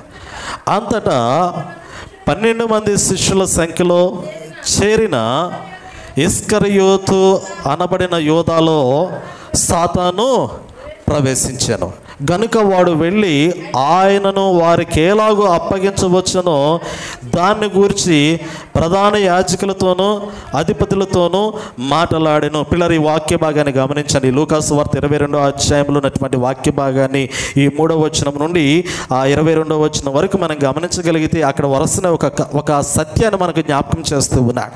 12 మంది శిష్యుల యొక్క సంఖ్యలో చేరినటువంటి వ్యక్తి ఈ యొక్క ఇస్కరియోతు అనబడినటువంటి యోధ. ఇతనిలోనికి సాతానుడు ప్రవేశించాడు అనేటువంటి ఆ మాట మనకి ఇక్కడ జ్ఞాపకం చేయబడింది. ఇతనిలోనికి సాతానుడు ప్రవేశించాడు. కానీ సాతానుడు ఇస్కరియోతు యోధాలోనికి ప్రవేశించినప్పుడు అతనిలో వచ్చినటువంటి మార్పు అనేటువంటిది మనం గమనించాలి ఒకసారి కదా. ఇతనిలో సాతానుడు ఉన్నాడు అనేటువంటి మాట ఎలా చెప్పగలడు? ఆ ఇస్కరియోతు యోధాతో పాటు 11 మంది శిష్యులు ఉన్నారు. ఇస్కరియోతు యోధాతో పాటు 11 మంది శిష్యులు ఉన్నారు. కానీ 11 మంది శిష్యులకి ఇస్కరియోతు యోధాలో సాతానుడు ఉన్నాడు అనేటువంటి ఆలోచన వారికి ఎందుకు కలగలేదు? వారికి ఎందుకు ఆ యొక్క ఆలోచన రాలేదు? అరే మేము 12 మంది ఉన్నాం కదా, 12 మందిలో ఉన్నటువంటి మాతో ఉన్నటువంటి ఒక వ్యక్తి యొక్క జీవితంలో, ఒక వ్యక్తి యొక్క హృదయాంతరంగంలో సాతానుడు దూరాడు, సాతానుడు ప్రవేశించాడు, సాతానుడు ఉన్నాడు అనేటువంటి సత్యాన్ని మిగిలినటువంటి వ్యక్తులు ఎందుకు తెలుసుకోలేకపోయారు? ఈ సంగతిని యేసు ప్రభువారు ఆ తర్వాత లేఖన భాగాన్ని మనం గమనించగలిగితే యేసు ప్రభువారు ప్రభు భోజన సంస్కారాన్ని అందించేటువంటి క్రమంలో ఆ చివరి వచనాల్లో మనకు జ్ఞాపకం చేస్తూ ఉంటారు. యేసు ప్రభువారు 19వ వచనం నుండి మరలా మనం గమనించగలిగితే తాను అప్పగింపబడటానికి ముందరి రాత్రికాల సమయంలో ప్రభు బల్ల జరిగించేటువంటి క్రమంలో ఈ ఇస్కరియోతు యోధా కూడా బల్లలో పాలు పంపులు పొందడానికి వచ్చాడు. బల్లలో పాల్గొనేటువంటి క్రమంలో 12 మంది శిష్యులు బల్ల దగ్గరే ఉన్నారు. 12 మంది శిష్యులు బల్ల చుట్టూనే ఉన్నారు. 12 మంది శిష్యులు రొట్టెను ద్రాక్షారసమును తీసుకోవడానికి చక్కగా సిద్ధపడి ఉన్నారు. కానీ 12 మందిలో ఒక వ్యక్తి యొక్క జీవితంలో, ఒక వ్యక్తి యొక్క హృదయంలో, ఒక వ్యక్తి యొక్క మనసులో సాతాను సంబంధమైనటువంటి ఆలోచన ఉన్నది అని ఎరిగినటువంటి ఒకే ఒక వ్యక్తి ఎవరైనా ఉన్నారా అంటే ఎవరండి? చెప్పాలా? అక్కడ బల్ల కార్యక్రమం జరుగుతూ ఉంది. యేసు ప్రభువారు బలనిస్తూ ఉన్నారు. ప్రభోజన సంస్కారం జరుగుతూ ఉంది. ప్రభోజన సంస్కారం జరిగేటువంటి క్రమంలో అక్కడ ఉన్నటువంటి వారందరూ కూడా బలలో పాల్గొనడానికి వచ్చారు. పాల్గొనేటువంటి క్రమంలో ఒక వ్యక్తి యొక్క మనసులో సాతానుడు ఉన్నాడు అనేటువంటి మాట మిగిలినటువంటి వ్యక్తులు ఎందుకు తెలుసుకోలేకపోయారు? ఒక వ్యక్తి మాత్రమే ఎందుకు చెప్పగలిగారు? ఇప్పుడు చెప్పండి. సాతానుడు ఆత్మ, దురాలోచన. దెయ్యం పట్టినోడు ఎట్టుంటాడు? మామూలుగా ఉంటాడా కదా? దురాత్మ వచ్చినటువంటి వాడు, దెయ్యం పట్టినటువంటి వాడు గురించి చెప్పాలంటే ఒక విధంగా సౌలు జీవితంలో ఎగ్జాంపుల్ చెప్పొచ్చు. నేను సమాజంలో అటువంటి వ్యక్తుల జీవితాలను తీసుకొని కానీ పరిశుద్ధ గ్రంథంలో ఇశ్రాయేలు మొదటి రాజు అనేటువంటి సౌలు జీవితాన్ని మనం గమనించగలిగితే దేవుడు తన యొక్క ఆత్మను తీసివేసుకున్న క్రమంలో పరిశుద్ధాత్మను, దేవుడిచ్చినటువంటి పరిశుద్ధాత్మను, దేవుని యొక్క ఆత్మను సౌలు జీవితంలో నుండి దేవుడు మరలా తీసివేసుకునే క్రమంలో దురాత్మ వచ్చి సౌలు మీదకి ఆవరించినట్లుగా మనకి తెలియచేయబడింది. సౌలు జీవితంలోనికి దురాత్మ వచ్చినప్పుడల్లా దావీదు స్తంభర సితార వాయించినప్పుడు ఆ యొక్క దురాత్మ అతను విడిచి వెళ్ళిపోయేటువంటిది. అతడు దురాత్మ తనలోనికి వచ్చినప్పుడు పిచ్చి చేష్టలు చేసేటువంటి వాడు, వెర్రివాడిగా ఉండేటువంటి వాడు, కోపోద్రేకుడు అయ్యేటువంటి వాడు, అతడు వింతైనటువంటి ప్రవర్తించేటువంటి వాడు సౌలు రాజు. ఆ యొక్క ప్రవర్తన ఎప్పుడైతే మనుషులు గమనిస్తూ ఉన్నారో సౌలులోనికి దురాత్మ వచ్చిందనేటువంటి సత్యాన్ని వెంటనే గ్రహించి దావీదు సితార వాయించేటువంటి, తంబుర వాయించేటువంటి వాడు, ఆ తంబుర సితార నాదములు వాయించబడేటువంటి క్రమంలో సౌలు జీవితంలోనికి వచ్చినటువంటి లోక సంబంధమైనటువంటి దురాత్మ, దేవుని ప్రమేయం లేకుండా ప్రవేశించినటువంటి దురాత్మ విడిచి వెళ్ళిపోయేటువంటిది. అది వారు ఎలా గ్రహించగలిగారు అంటే సౌలు చేసినటువంటి వెర్రి ప్రవర్తన విధానమును బట్టి సౌలులోనికి దురాత్మ వచ్చింది అనేటువంటి సత్యాన్ని మనుషులు గ్రహించగలిగారు. నేను అంటాను కదా, ఇక్కడ సాతానుడు ఇస్కరియోతు యోధాలోకి వచ్చేసాడు. వచ్చేసిన క్రమంలో వీరందరూ ఒకే చోట కూర్చున్నారు. 12 మంది శిష్యులు ఉన్నారు. 12 మంది రొట్టె ద్రాక్షరసము తీసుకోవడానికి సిద్ధపడ్డారు. ఆ తీసుకునేటువంటి క్రమంలో అక్కడ యేసు ప్రభువారు జ్ఞాపకం చేస్తున్నారు. చూడండి, ఒక్కసారి ఆ మాట పలుకుదాం. లేఖన భాగం లూకాసు వార్త 22వ అధ్యాయము మనం గమనించగలిగితే ఆ 20వ వచనము, ఆ ప్రకారమే భోజనమైన తరువాత ఆయన గిన్నెయు పట్టుకొని, ఈ గిన్నె మీ కొరకు చిందించబడుచున్న నా రక్తం వలనైనా క్రొత్త నిబంధన. ఇదిగో 21వ వచనం, ఇదిగో నన్ను అప్పగించువాని చెయ్యి నాతో కూడా ఈ బల్ల మీద ఉందా లేదా? ఇప్పుడు చెప్పండి, సాతాను సంబంధమైనటువంటి ఆలోచన విధానం అనేటువంటిది ఎక్కడైతే దేవునికి విరుద్ధమైనటువంటి మనసు ఉంటుందో అది సాతాను సంబంధమైనటువంటి మనసు అంతే. ఒక విధంగా చెప్పాలి అంటే అది దురాత్మ అనగానే ఒక విధంగా సాతాను దురాత్మ కాదు, అది ఒక దురాలోచన. ఎప్పుడైతే యేసు ప్రభువారిని 30 వెండి నాణెములకు అమ్మి వేయాలి అనేటువంటి ఆలోచన ఇతని మనసులోనికి వచ్చిందో, ఎప్పుడైతే యేసు ప్రభువారి యొద్దకు వస్తే నేను ఏదో సంపాదించుకోవచ్చు, యేసు ప్రభువారి యొద్దకు వస్తే ఏదో సమాజంలో ఒక మంచి పేరు ప్రఖ్యాతులు నేను కలిగి ఉండవచ్చు అనే ఉద్దేశంతో వచ్చినటువంటి వాడు కానీ సమస్తాన్ని విడిచిపెట్టి వచ్చినటువంటి వాడు కాదు. అననీయ కావచ్చు, పేతురు కావచ్చు, అననీయ సప్యరాల జీవితాలు కావచ్చు, లేదా అపోస్తలుల జీవితాలు మనం గమనిస్తే యోహాను భక్తుడు, పేతురు భక్తుడు, ఆంద్రేయ, సీమోను, వీళ్ళందరి జీవితాలు మనం గమనించగలిగితే వీరు సమస్తాన్ని విడిచిపెట్టి వచ్చినటువంటి వారు కదా, అవునా? వీరు సమస్తాన్ని విడిచిపెట్టి వచ్చినటువంటి వీరి జాలరులు. వారు పడవను విడిచిపెట్టారు, వారు వలలు విడిచిపెట్టారు, వారి కుటుంబాలను విడిచిపెట్టారు, సమస్తాన్ని విడిచిపెట్టి ప్రభు దగ్గరికి వచ్చినటువంటి వాడు. కానీ ఇస్కరియోతు యోధా కూడా విడిచిపెట్టి వచ్చాడు, కానీ కుటుంబాన్ని దేన్ని విడిచిపెట్టి దేనికోసం వచ్చాడు అనేది ఇక్కడ చాలా ప్రాముఖ్యము. ఇక్కడ యేసు ప్రభువారేమో ఈ 11 మంది శిష్యులనేమో మిమ్మల్ని నేను మనుషుల పట్టు జాలరుగా చేస్తాను, మీరు నా వెంబడి రండి అని పిలిచినప్పుడు ఆ పిలుపులకు లోబడి సమస్తాన్ని విడిచిపెట్టి లోకములో నశించుచున్నటువంటి ఆత్మలను వెతక రక్షించడానికి సమాజంలోనికి దేవుని స్వరం విని వచ్చినటువంటి వారు ఈ 11 మంది శిష్యులు. కానీ ఇస్కరియోతు యోధా అటువంటి వాడు కాదు. ఆయన ప్రభువు పిలవకపోయినప్పటికీ కూడా ప్రభు దగ్గరికి వచ్చాడు. కానీ ప్రభు దగ్గరికి వచ్చినటువంటి ఉద్దేశము ప్రభు వలన తనకేమైనా లాభము కలుగుతుందో ఏమో అనేటువంటి తలంపుతో వచ్చాడు. కానీ ప్రభు కొరకు సమస్తాన్ని విడిచిపెట్టి ప్రభు దగ్గరికి వచ్చినటువంటి వాడు కాదు. ఎందుకంటే అతడు ధనార్జన కోసం వచ్చినటువంటి వాడు. ప్రభు దగ్గర ఒక కోశాధికారిగా ఉన్నటువంటి వాడు. పేదలకు, విధవరాలకు ఎవరైనా సహాయం చేస్తే ఆ యొక్క సహాయము కొరకు ఆ సహాయము కూడా వారికి చేసే బదులు అదేదో నాకే ఇస్తే బాగుండు అనేటువంటి ఆలోచన హృదయాంతరంగంలో కలిగినటువంటి వాడు. యేసు ప్రభువారిని అత్తరుతో అభిషేకించినటువంటి క్రమంలో, మరియా అత్తరుతో అభిషేకించినటువంటి క్రమంలో కూడా ఇంత విలువైనటువంటి అత్తరుని ఎందుకు నాశనం చేస్తావు, దాన్ని నమ్మి నువ్వు నాకు డబ్బులు తీసుకొచ్చిస్తే ఆ డబ్బులు దేనికో దానికి ఉపయోగిస్తాను కదా అనేటువంటి ఆలోచన కలిగినటువంటి వాడు ఇస్కరియోతు యోధ. ఎందుకంటే అతను హృదయంలో ద్వంద్వ అభిప్రాయం కలిగినటువంటి వాడు, అతను దొంగ ఉన్నాడు అనేటువంటి మాట ఆ ప్రభువారు పలికినట్లుగా మనం చూడగలుగుతూ ఉన్నాం. ఎక్కడైతే మనస్సు బలహీనంగా ఉంటుందో, ఎక్కడైతే మనస్సు భిన్నాభిప్రాయములతో ఉంటుందో, అక్కడ మనస్సు సాతాను యొక్క ఆధీనంలో ఉంటుంది కదా. అవ్వ యొక్క మనసును అంత త్వరగా సాతాను లోపరుచుకున్నాడంటే కారణము, అవ్వ యొక్క మనసు ఏదైనా తోటలో ఆ చుట్టూ తిరిగి వస్తూ ఉంది. ఎటు తిరిగి వచ్చినా కానీ మరలా తిరిగి ఆ చెట్టు దగ్గర నిలబడుతుంది. అవ్వ తిరిగింది తోటలో, ఈ చివరి నుంచి ఆ చివరికి తిరుగుతూ ఉంది, ఆ చెట్టు పండ్లన్నీ చూస్తూ ఉంది. కానీ ఆ తోటలో ఎటు తిరిగి వచ్చినా కానీ చిట్ట చివరికి ఆమె నడుచుకుంటూ ఇటు వెళ్తూ ఉంది, ఆ చెట్టునే చూసుకుంటూ వెళుతుంది. మరలా తిరిగి ఇటు వస్తూ ఉంది, ఆ చెట్టు పండునే చూస్తూ ఉంది. ఇది ఎరిగినటువంటి వాడు సాతాను. పదే పదే ఒకే చెట్టు పండు చూస్తూ ఉంది, పదే పదే ఒకే చెట్టు వైపు చూస్తూ ఉందంటే ఈమె మనసులో ఒక ఆలోచన ఉంది.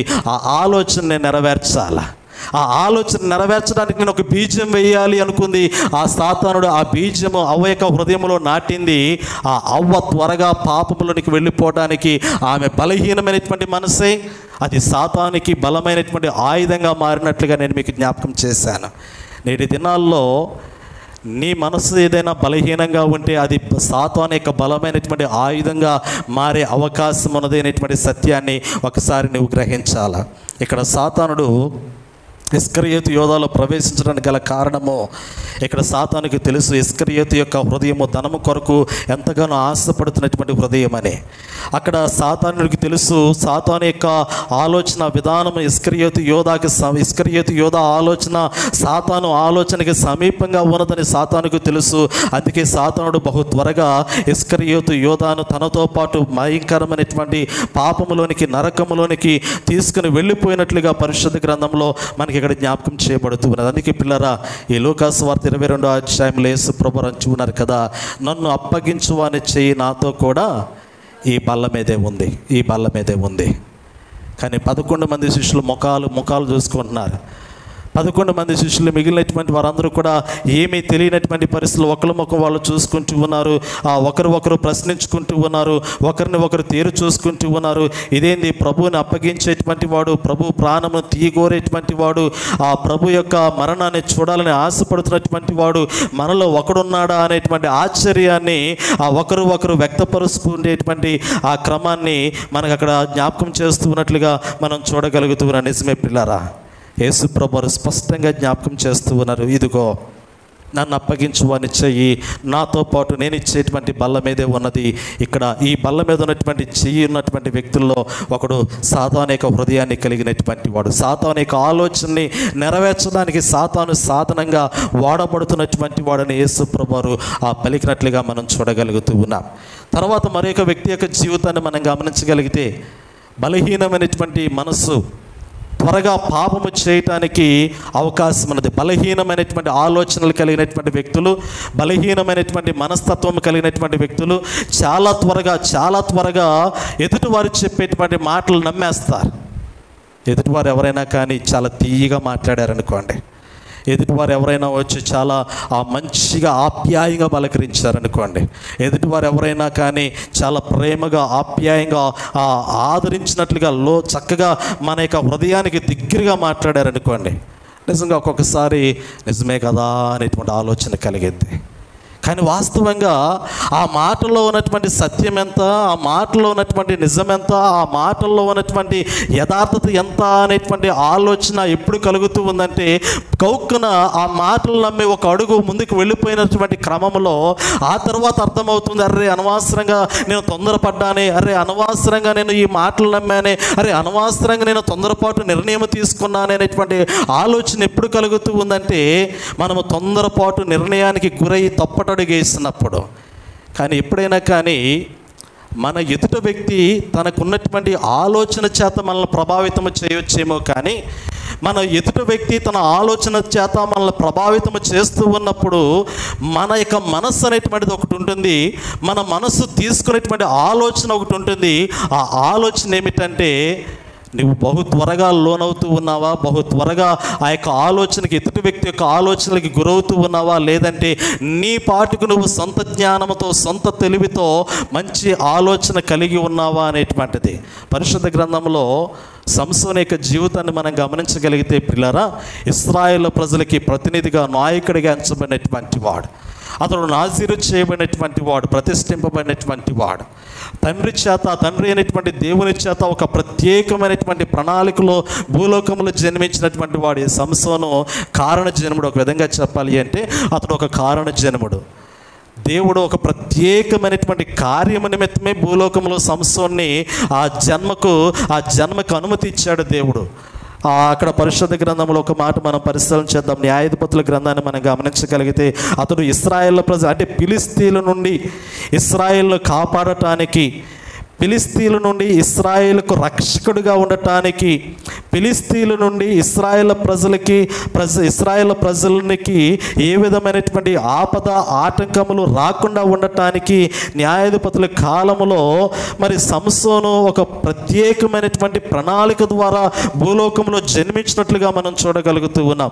పాత నిబంధన కాలంలో సంసోను కనపడతాడు, క్రొత్త నిబంధన కాలంలో బాప్తిస్మిచ్చి యోహాను కనపడతాడు. ప్రియులారా, బాప్తిస్మిచ్చి యోహాను అరణ్యంలో ఇశ్రాయేల్ ప్రజలకి లేదా యోధా జనాంగానికి ఆ దేవుని యొక్క రక్షణ సువార్తను ఎలుగెత్తి ప్రకటించినటువంటి వాడు, కొద్ది కాలం జీవించినటువంటి వాడు, కొద్ది కాలంలో తనకంటూ ఒక ముద్రను కలిగినటువంటి వాడు, ఒక చరిత్ర కలిగినటువంటి వాడు. పరిశుద్ధ గ్రంథంలో బాప్తిస్మిచ్చి యోహాను కొద్ది కాలం ఉన్నా కానీ తనకంటూ ఒక గొప్ప బాప్తిస్మిచ్చి యోహాను అనబడినటువంటి వ్యక్తి ఎలా ఉంటాడంటే, ఇదిగో ఒంటి రోమములు కలిగినటువంటి చర్మము ధరించినటువంటి వ్యక్తి, అడవి తినేటువంటి వ్యక్తి, ఆ అడవిలో సంచరించేటువంటి వ్యక్తి, దేవుని యొక్క రక్షణ సువార్తను ఖండితంగా ప్రకటించినటువంటి వ్యక్తి, మనుషుల మధ్య సంచరించినటువంటి వాడు, మనుషులను దేవుని తట్టు తిరగడానికి హెచ్చరిక చేసినటువంటి వాడు. ఇవన్నీ కూడా బాప్తిస్మిచ్చి యోహానులో మనకు కనపడుతూ ఉంటాయి. బాప్తిస్మిచ్చి యోహాను యొక్క జన్మం ఒక ప్రత్యేకమైనటువంటి. అలాగే పాత నిబంధన కాలంలో సంసోను యొక్క జీవితము కూడా ఒక ప్రత్యేకమైనటువంటి జీవితమే. ఆ ప్రత్యేకతలో భయంకరమైనటువంటి మోసపోయేటువంటి మనసు కలిగినటువంటి వ్యక్తి కూడా. ఒక విధంగా చెప్పాలి అంటే సంసోను ఇశ్రాయేలు ప్రజలకి ఎంత రక్షకుడిగా నిలబడ్డాడో అంత త్వరగానే తనకున్నటువంటి హృదయ ఆలోచనలు బట్టి ఆ మరణాన్ని కూడా కొని తెచ్చుకున్నట్లుగా, మరణాన్ని తన జీవితంలోనికి తనంతరికి తానే కొని తెచ్చుకున్నట్లుగా పరిశుద్ధ గ్రంథంలో జ్ఞాపకం చేయబడింది. న్యాయాధిపతుల గ్రంథము 13వ అధ్యాయము, 14వ అధ్యాయము, 15, 16 అధ్యాయాలు మీరు తదుపరి గమనించండి. 4వ అధ్యాయాలు 13వ అధ్యాయము, 14, 15, 16 అధ్యాయాలు, ఈ 4 అధ్యాయాలు గమనించగలిగితే సంసోను యొక్క పుట్టుక మొదలుకొని సంసోను యొక్క మరణం వరకు 4 అధ్యాయాలు జ్ఞాపకం చేయబడుతుంది. ఈ 4 అధ్యాయాలు సంసోను యొక్క చరిత్రను తెలియచేసేటువంటి అధ్యాయాలు. 13వ అధ్యాయంలో మనోహక ఆ పుట్టుకను గురించి జ్ఞాపకం చేస్తాడు. అతడు పుట్టేటువంటి క్రమంలో దేవుని యొక్క దూత దర్శనంలో తల్లిదండ్రులతో మాట్లాడేటువంటి క్రమంలో వారు మద్యమైనను ద్రాక్షారసమైనను ముట్టక పవిత్రముగా వారు తమ జీవితాన్ని కాపాడుకుంటూ బాప్తిస్మిచ్చి యోహాను జన్మించే అంతవరకు కూడా వారి పరిశుద్ధతను వారు కాపాడుకుంటూ జన్మించిన తరువాత కూడా సంసోను యొక్క జీవితాన్ని వారు ఆ సంసోను కొరకు దేవునికి ప్రతిష్ఠించుకున్నటువంటి వ్యక్తులుగా మనోహ జీవితం జ్ఞాపకం చేయబడుతూ ఉన్నది. సంసోను పుట్టిన తరువాత కూడా తన తల మీద ఉండేటువంటి శిరోజాల మీదకి మరి కత్తిరైనను మరి రాకుండా ఉండటానికి నాజీరు చేయబడినటువంటి వాడు. కత్తిరి అంటే సౌరము చేయకుండా ఆ దేవునికి ప్రతిష్ఠించబడినటువంటి వాడు. తన తల వెంట్రుకల్లోనే దేవుడిచ్చినటువంటి బలము దాగి ఉన్నది, తన శిరోజాల్లోనే దేవుడు అనుగ్రహించినటువంటి శక్తి ఉన్నది అనేటువంటి సత్యాన్ని ముందుగా ఎరిగినటువంటి ఆ వ్యక్తిగా సంసోను యొక్క జీవితాన్ని మనం చూడగలుగుతూ ఉన్నాం.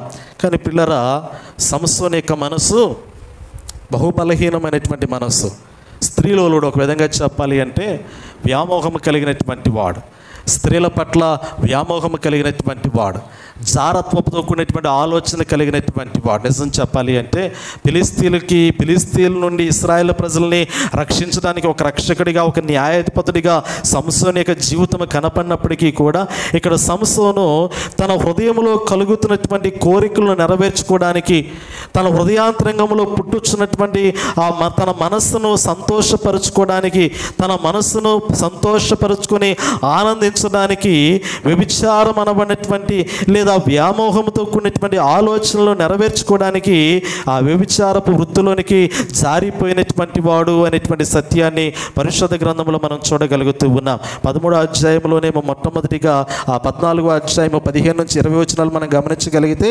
సంసోను తిమ్నాతున్ అనేటువంటి ఒక ఊరిలో ఒక ఫిలిస్తీన్ యొక్క వంశానికి చెందినటువంటి ఒక స్త్రీని వివాహం చేసుకున్నాడు. ఆ స్త్రీని వివాహం చేసుకున్న తరువాత అక్కడ ఆ ప్రాంతంలో ఫిలిస్తీన్లు మరి సంసోను వేసినటువంటి పొడుపు కథకి సమాధానము చెప్పడానికి ఆ సంసోను భార్యను కుటుంబాన్ని బెదిరించిన క్రమంలో అక్కడ మరి సంసోను భార్య యొక్క తండ్రి ఆ సంసోను యొక్క భార్యను మరి యొక్క స్నేహితునికి ఇచ్చి వివాహం చేస్తే, ఆ తరువాత మరలా 15వ అధ్యాయంలో పిల్లరా ఆ 16వ అధ్యాయంలో సంసోను మరలా గాజా అనేటువంటి ఊరికి వెళ్ళిపోయి అక్కడ ఒక వేస్తూ సహవాసము చేశాడు. అక్కడ నుండి మరలా మనం గమనించగలిగితే సోరోకు లోయలోనికి వెళ్ళి అక్కడ దిలీలా అనబడినటువంటి ఒక స్త్రీతో కాస్త మరి ఆ ప్రేమ వ్యవహారంలో మునిగి తేలినట్లుగా ఆ యొక్క లేఖనాల్లో జ్ఞాపకం చేయబడింది. అందుకే అంటే అక్కడ తన మనసును మనం గమనించగలిగితే, సంసోను యొక్క హృదయాన్ని, సంసోను యొక్క మనసును మనం గమనించగలిగితే, ఇతడు చాలా త్వరగా స్త్రీల పట్ల ఆకర్షితుడైపోయినటువంటి వాడు. స్త్రీల పట్ల, స్త్రీల యొక్క సౌందర్యానికి ముగ్ధుడైపోయి పాపము చేయటానికి తన్ను తానే పాపానికి అప్పగించుకునేటువంటి వ్యక్తిగా సంసోను యొక్క జీవితం మనకు కనపడుతూ ఉన్నది పిల్లలు. అందుకే అంటున్నాను, బలహీనమైనటువంటి మనస్సు. ఒక్కొక్కసారి ఈ లోకంలో మనము కూడా కొన్ని చోట్లకు వెళుతూ ఉంటాం. కొన్ని చోట్ల కొన్ని అలవాట్లు ఉన్నటువంటి వ్యక్తులు మనం గమనించగలుగుతూ ఉంటే, చాలామంది ఉంటారు కొన్ని లోక సంబంధమైనటువంటి అలవాట్లు కలిగినటువంటి వ్యక్తులు. కొంతమంది మద్యం తాగే వాళ్ళు ఉంటారు, కొంతమంది సిగరెట్లు కాల్చే వాళ్ళు ఉంటారు. మానుకోలేకపోతున్నాం పాస్టర్ గారు అంటారు. ఎన్నిసార్లు ప్రయత్నం చేసినా కానీ అసలు ఆ మానుకోలేకపోతూ ఉన్నామంటారు. ఎందుకంటే మనసు పీకేస్తుంది అంటారు. ఇటు కొన్ని మాటలు పలుకుతూ ఉంటారు. కొన్ని వ్యసనాలకి గురైపోయినటువంటి వ్యక్తులు, కొన్ని వ్యసనాలకు లోనైపోయినటువంటి వ్యక్తులు పలికేటువంటి మాటలు ఎలా ఉంటాయి అంటే, మా మనసు మరి ఎంత ప్రయత్నం చేసినా కానీ అసలు మా మనసు ఇటు మరలట్లేదండి, చాలా బలహీనంగా ఉంటుంది మా మనసు బలహీనమైనటువంటి రీతిలో అడిక్ట్ అయిపోయింది, వీటికి లోబడిపోయింది, అంతే వీటికి లోబడిపోయింది. అంటే ఆ మనసు యొక్క బలహీనత, లేదంటే ఆ యొక్క వ్యక్తి యొక్క కోరిక నెరవేర్చుకోవడానికి ఆ వ్యక్తి ఆ మాట పలుకుతూ ఉన్నాడు అనేటువంటి ఆ మాటలు కూడా ఒక్కొక్కసారి కలుగుతూ ఉంటాయి కదా. ఒక్కొక్కసారి మనకు కూడా ఇటువంటి ఆలోచనలు ఆ వస్తూ ఉంటాయి, మన హృదయంలో కదులుతూ ఉంటాయి. ఒక్కొక్కసారి కొంతమంది యవ్వన బిడ్డలు ఆ ముందుకు వెళ్ళేటువంటి క్రమంలో, ఎక్కడికి వెళ్ళేటువంటి క్రమంలో, లేదా వారి జీవితాన్ని ముందుకు కొనసాగించుకునేటువంటి క్రమంలో అలవాట్లో కొన్ని పొరపాట్లు చేస్తూ ఉంటారు కదా. అదేమిటంటే, ఫోన్ ఉందనుకోండి, చేతిలో సెల్ ఫోన్ ఉంది. వాస్తవం చెప్పాలంటే ఇప్పుడు సెల్ ఫోన్ లేనటువంటి జీవితాలు లేవు. సెల్ ఫోన్ లేనటువంటి అన్నం తినకుండా మానేస్తారేమో తెలియదు కానీ ఫోన్ చూడకుండా మాత్రం ఎవరు కూడా, నాకు తెలిసి పొరపాటున ఎవరు కూడా ఉండలేరు.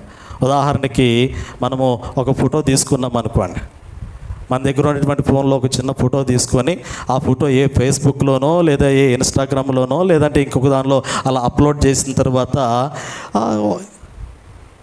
సాయంత్రం మరలా పడుకునేలోపు ఎన్నిసార్లు చూస్తాం, ఎన్ని లైక్లు వచ్చినాయో, ఎన్ని కామెంట్లు వచ్చినాయని కదా.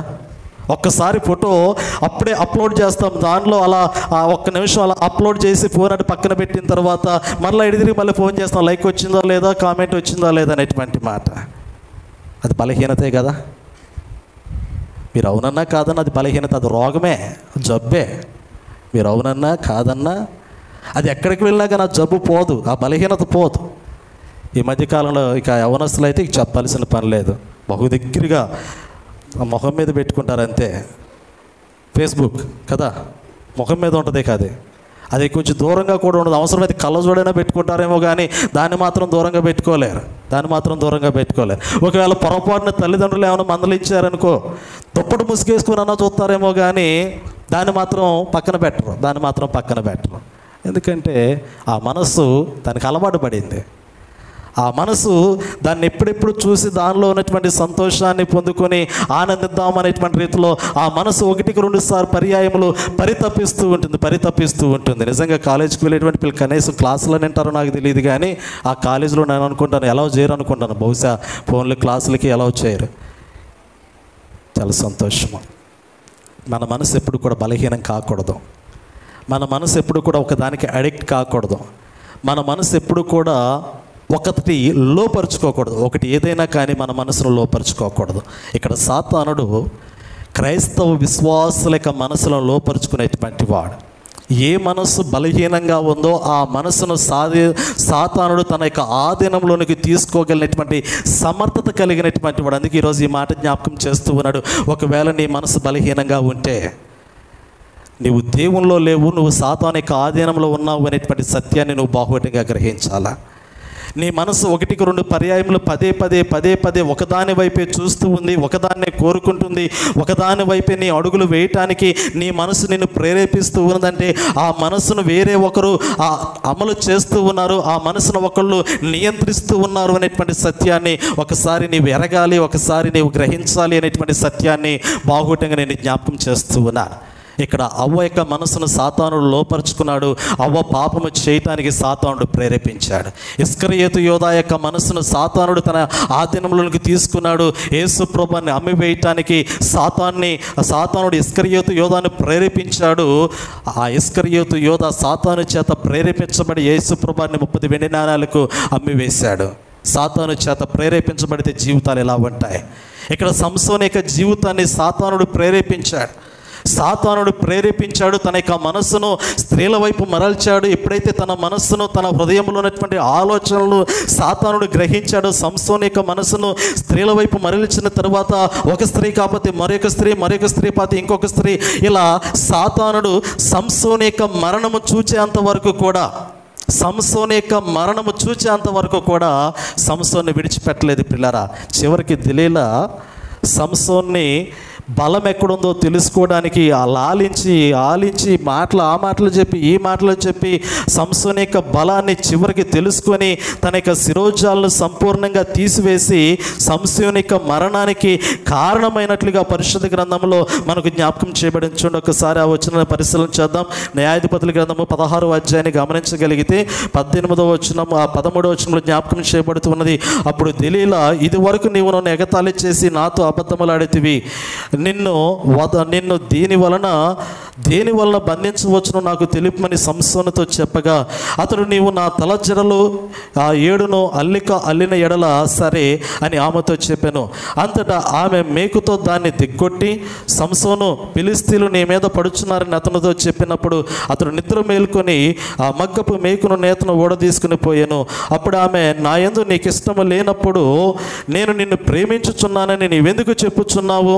ఇది వరకు నీవు ముమ్మారు నన్ను ఎగతాళి చేసి నీ గొప్ప బలము దేనిలోనున్నదో నాకు తెలపకపోతివని అతనితో అనెను. నిజమే పిల్లారా, ఈరోజు నీ బలం ఏమిటో తెలుసుకొని ఆ బలాన్ని బలహీనతగా మార్చడమే సాతాను యొక్క ఆలోచన కదా. నీ బలమేమిటో అది ఎరిగి ఆ బలాన్ని బలహీనతగా మార్చి లోపరుచుకోవటమే సాతాను యొక్క ప్రధానమైనటువంటి లక్ష్యము. నీవు ఎడతెగ దేవుని మందిరావరణంలో దేవుని స్తుతించాలి అనేటువంటి బలమైనటువంటి కోరిక నీకు ఉందనుకోండి. ఆ కోరిక సాతానుడు ఎలా మారుస్తాడు అంటే, దేవుని సన్నిధిలో నీవు ఉండాలనుకుంటే దేవుని సన్నిధిలో లేకుండా చేయటమే సాతాను యొక్క ఆలోచన. దేవుని మందిరంలో దేవునికి అనుకూలంగా బలపడకుండా చేయటమే సాతాను యొక్క ఆలోచన. ఇక్కడ ఈ పరిశుద్ధ గ్రంథంలో ఇక్కడ దెలీలా మాట్లాడుతున్నటువంటి మాట మనం గమనించగలిగితే, నీకు ఇష్టం లేనప్పుడు నేను నిన్ను ప్రేమించుచున్నావని నీవెందుకు చెప్పుచున్నావు? ఇది వరకు నీవు ముమ్మారును ఎగతాళి చేసి నీ గొప్ప బలము దేనిలోనున్నదో నాకు తెలియకపోతినని అతనితో ఆమె అనుదినము మాటల చేత అతన్ని బాధించి తొందర పెట్టుచున్నందున అతడు ప్రాణము విసికి చావగోరెను. అప్పుడు అతడు తన అభిప్రాయం అంతయు ఆమెకి తెలియచేసి, నేను నా తల్లి గర్భమున పుట్టినది మొదలుకుని దేవునికి నాజీరు చేయబడిన వాడినై ఉన్నాను. నా తల మీదకి మంగళకత్తి రాలేదు, నాకు క్షౌరము చేసి ఉండలేదు. క్షౌరము చేసిన నా బలము నాలో నుండి తొలగిపోయి ఇతరుల మనుషుల వలె అవుదునని ఆమెతో ఆయనను. అతడు తన అభిప్రాయమును తనకి తెలిపినని దెలీలా ఎరిగి ఆమె వర్తమానము పంపి ఫిలిష్తీయుల సర్దారులను పిలిపించి, ఈసారికి రండి, అతడు తన అభిప్రాయమంతా నాకు తెలియజేసినను. ఫిలిష్తీయుల సర్దారులు రూపాయలను చేత పట్టుకుని ఆమె ఎదుకు రాగా పిల్లల జ్ఞాపకం చేయబడింది. సంసాన గొప్ప బలము ఎక్కడ ఉంది, ఆ బలము ఎలా పోగొట్టాలి అనేది ఇక్కడ సంసోను దెలీలాకి సమస్తము వివరించినట్లుగా మనం చూడగలుగుతూ ఉన్నాం. తర్వాత సంసోను బంధించబడ్డాడు. బంధించబడిన తర్వాత ఫిలిష్తీయులు పలికినటువంటి ప్రాముఖ్యమైనటువంటి మాట ఆ వచనంలో జ్ఞాపకం చేయబడింది. 23వ వచనం మనం గమనించగలిగితే, ఫిలిష్తీయుల సర్దారులు మన దేవత మన శత్రువైన సంసోన్ని మన చేతికి అప్పగించి ఉన్నదని చెప్పుకొనిరి కదా. ఇక్కడ మరలా సాతాను సంబంధమైనటువంటి దురాలోచన పరులు పలుకుతున్నటువంటి మాట ఏమిటంటే, విగ్రహం ముందు నిలబడుతూ ఉన్నారు. ఆహా, ఈరోజు ఎంత సంతోషంగా ఉంది, ఈరోజు ఎంత ఆనందంగా ఉంది, ఇదిగో మనము నిత్యము కొబ్బరికాయలు కొట్టే దేవతో లేదు పూజించే దేవతో, ఏ దేవతో ఆ దేవత ఈరోజు మన దేవత మన పక్షాన నిలవబడింది. ఇన్ని రోజులు మన దేవత మన పక్షాన నిలబడలేదు. ఎందుకంటే మన ఎదుట ఉన్నటువంటి వ్యక్తి దేవుల్లో బలవంతుడిగా ఉన్నాడు, మన ఎదుట ఉన్నటువంటి వ్యక్తి దేవుల్లో శక్తివంతుడిగా ఉన్నాడు, మన ఎదుట ఉన్నటువంటి వ్యక్తి జీవము కలిగినటువంటి దేవుని మీద ఆధారపడినటువంటి వాడిగా, దేవునికి అనుకూలమైనటువంటి వాడిగా, దేవుని పక్షపు వాడైనట్లుగా మనకు కనపడుతూ ఉన్నాడు. కానీ ఈరోజు మన ఎదుట ఉన్నటువంటి వ్యక్తి సంపూర్ణంగా సాతాను యొక్క ఆధీనంలోకి వచ్చేసాడు. కాబట్టి ఈరోజు మన యొక్క దేవత బలం పుంజుకుంది అనేటువంటి ఒక ఆలోచన ఇక్కడ ఫిలిష్తీయులు పలుకుతూ ఉన్నట్లుగా మనం చూడగలుగుతూ ఉన్నాం. నిజమే పిల్లరా, సంసోను దేవునిలో ఉన్నంత వరకు కూడా శక్తిమంతుడిగా ఉన్నాడు, బలవంతుడిగా ఉన్నాడు. ఎప్పుడైతే దేవుని యొక్క కృపను కోల్పోయాడో, దేవుడు ఇచ్చినటువంటి పరాక్రమను శక్తిని కోల్పోతూ ఉన్నాడో, ఆ మరుక్షణము సాతాను సంబంధమైనటువంటి వ్యక్తులు పలుకుతూ ఉన్నారు కదా, మన దేవత మన శత్రువులను మన చేతికి అప్పగించింది అనేటువంటి మాట పలుకుతూ ఉన్నారు. నిజమే, సాతానుడు కూడా దేవునితో అదే మాట పలుకుతూ ఉంటాడు. ఇదిగో, ఇప్పుడు దాకా నువ్వు భూలోకంలో పలానా వ్యక్తి గురించి సాక్ష్యం ఇచ్చావుగా, పలానా వ్యక్తి ప్రతిరోజు చక్కగా మొదటి జామున లేచి ప్రార్థన చేస్తారని నువ్వు చెప్పావుగా, పలానా వ్యక్తి చక్కగా బైబిల్ చదువుతాడు, దేవుని మందిరంలో చక్కగా పాటలు పాడతాడు నువ్వు చెప్పావుగా, ఇదిగో ఈరోజు ఆ వ్యక్తిని నేను పలానా చోటకి తీసుకెళ్తూ ఉన్నాను రా అనేటువంటి మాట ఈ సాతానుడు మధ్యాకాశంలోనికి వెళ్ళి మరలా దేవునితో సమావేశమయ్యి ఈ భూలోకంలో పలానా వ్యక్తి గురించి నువ్వు మాట్లాడుతూ ఉన్నావుగా నా దగ్గర, ఆ వ్యక్తి ఇప్పుడు ఎక్కడున్నాడు? ఆ వ్యక్తిని నేను లోపరుచుకున్నాను. ఆ వ్యక్తిని నేను పలానా సినిమా హాల్కి తీసుకుని వెళ్ళాను రా, అవసరమైతే నేను చూపిస్తాను.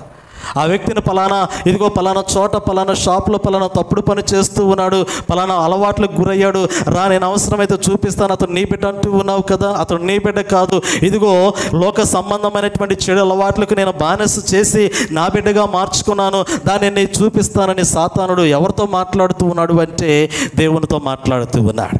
ఇక్కడ ఫిలిష్తీయులు ఒక విగ్రహం ముందు నిలబడి తన సమాజంతో ఎలా మాట్లాడుకుంటూ ఉన్నారో, యోబు భక్తుని యొక్క జీవితాన్ని సాతాను లోపరుచుకోవడానికి దేవుని ఎదుట నిలబడి యోబు జీవితాన్ని సాతానుడు తన ఆధీనంలోకి తీసుకోవడానికి ఎలా దేవునితో 1-2 పర్యాయములు వాదిస్తూ ఉన్నాడో, నేటి దినాల్లో ఈ లోకంలో క్రైస్తవ జీవితాలు కూడా సాతానుడు అలాగే తన ఆలోచనల చేత, తన కుయుక్తి చేత, తన కుతంత్రముల చేత దేవునిలో స్థిరపడవలసినటువంటి జీవితాలను లోకంలోనికి తీసుకుని వెళ్ళిపోయాడు. ఎలా తీసుకుని వెళ్ళిపోయాడంటే వారి యొక్క మనస్సులకు ఒక్కొక్క ఆశ చూపిస్తూ ఉన్నాడు. వ్యక్తుల యొక్క హృదయాంతరంగంలో ఉండేటువంటి కోరికలు ఏమైతే ఉన్నాయో ఆ కోరికలన్నింటినీ కూడా ఎరిగినటువంటి వాడు సాతానుడు. నీ మనసు యొక్క బలహీనత ఏమిటో ఎరిగినటువంటి వాడు సాతానుడు. మొదటి జామున లేచి నువ్వు అద్దం ముందు నిలబడతావు అని ఎరిగినటువంటి వాడు సాతానుడు.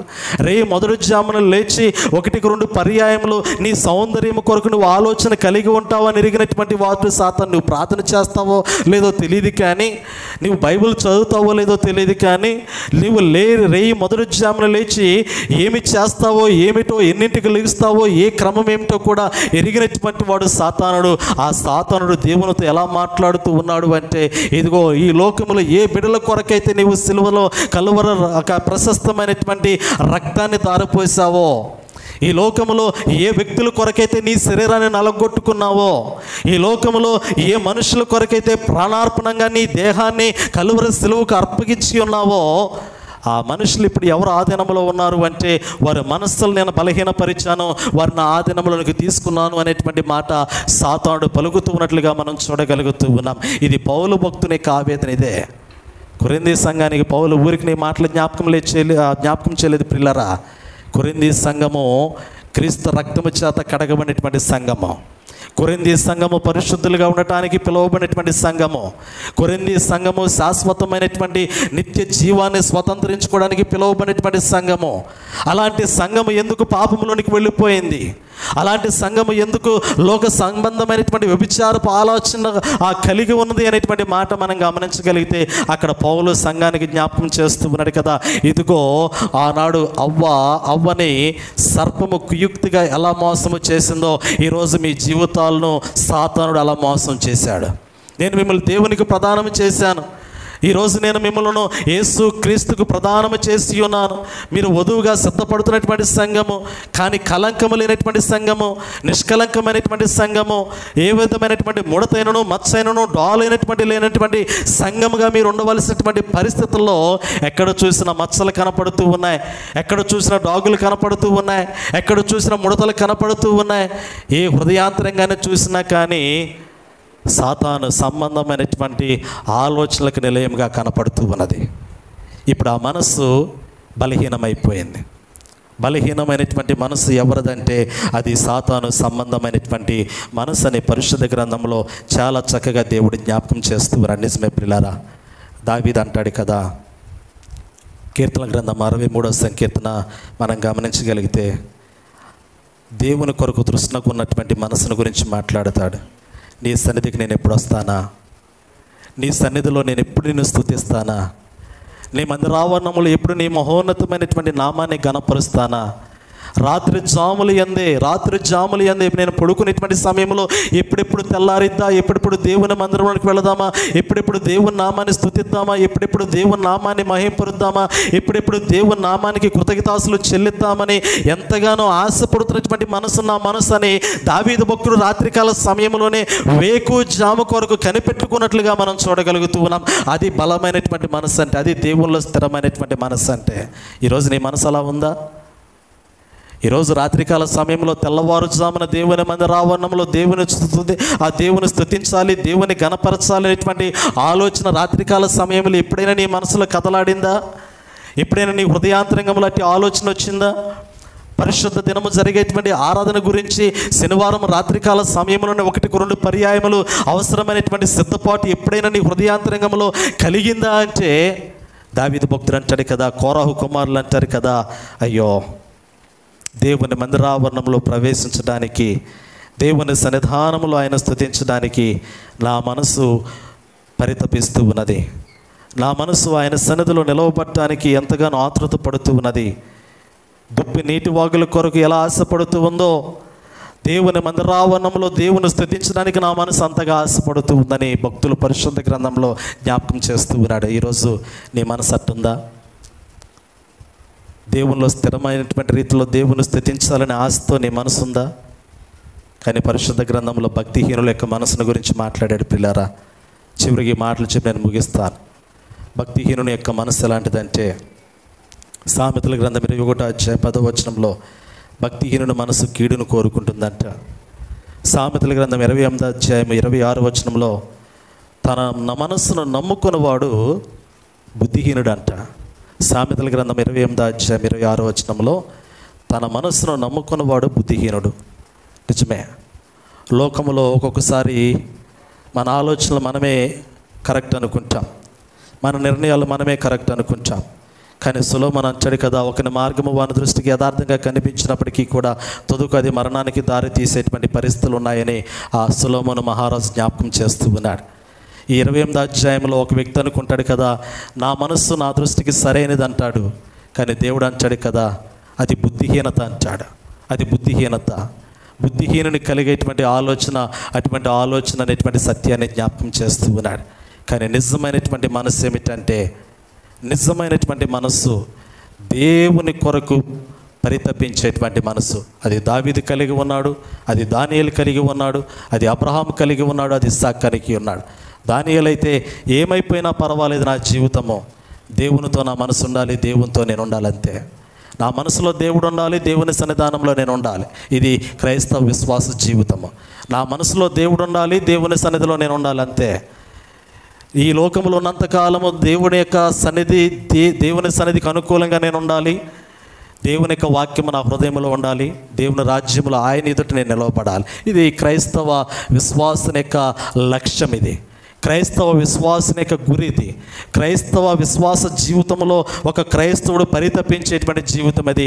అదే పౌలు భక్తుడు అన్నాడు కదా, బ్రతుకుడి క్రీస్తే అనే మాట అక్కడి నుంచి వచ్చింది. బ్రతుకుడి క్రీస్తే, చావు అయితే లాభమని ఆ పౌలు భక్తుడు తన హృదయాంతరంగంలో నుండి పలికినటువంటి మాట అదే. నేను క్రీస్తు కొరకు ఉన్నాను, నేను క్రీస్తు కొరకు బ్రతుకుతూ ఉన్నాను, నేను క్రీస్తు కొరకే సాక్ష్యం ఇచ్చేటువంటి స్థితిలో ఉన్నాను. క్రీస్తే నా జీవితంలో సర్వాధికారి అయి ఉన్నాడు. క్రీస్తే నా ద్వారా లోకంలో మహిమపరచబడేటువంటి ఆధిక్యత కలిగి ఉన్నాడు. క్రీస్తును చూస్తే నన్ను చూసినట్లే, నన్ను చూస్తే క్రీస్తును చూచినట్లే అనేటువంటి మాట పలికినటువంటి మనస్సు అపోస్తలైనటువంటి పౌలు భక్తుని యొక్క మనసు. నిజమే పిల్లరా, ఈరోజు మన మనసు అటువంటి మనసుగా ఉండాలి, అటువంటి మనసుగా ఉండాలి. ఒక దావీదు మనసు వలె, ఒక పౌలు భక్తుని యొక్క మనసు వలె, ఒక దానియేలు భక్తుని యొక్క మనసు వలె మన మనసు ఉండాలి. ఒకవేళ నీ మనసు సంసోని యొక్క మనసు వల్ల ఉందంటే అది సాతాను యొక్క ఆధీనంలో ఉన్నట్లే. ఒకవేళ నీ మనసు అవ్వ యొక్క మనసు వల్ల ఉన్నట్లయితే అది సాతాను యొక్క ఆధీనంలో ఉన్నట్లే. ఒకవేళ నీ మనసు ఇస్కరియోతు యోధా వలె ఉన్నట్లయితే అది సాతాను యొక్క ఆధీనంలో ఉన్నట్లే. పరిశుద్ధ గ్రంథంలో చాలామంది ఉన్నారు. ఆకాన్ ఉన్నాడు, అననీయ సప్పీరా ఉన్నారు. వీరందరూ కూడా వారి యొక్క మనసులను బలహీనపరుచుకొని మరణాన్ని చూచినటువంటి వారు. అవ్వ మరణానికి దారి తన జీవితాన్ని మరణంలోకి నడిపించుకుంది. ఇస్కరియోతు యోధా తన జీవితాన్ని మరణంలోకి నడిపించుకున్నాడు. అదే క్రమంలో సంసోను తన జీవితాన్ని మరణంలోనికి నడిపించుకున్నాడు. బలహీనమైనటువంటి మనసు కలిగినటువంటి వారందరూ కూడా వారి జీవితాలను మరణంలోనికి నడిపించుకున్నటువంటి వారే.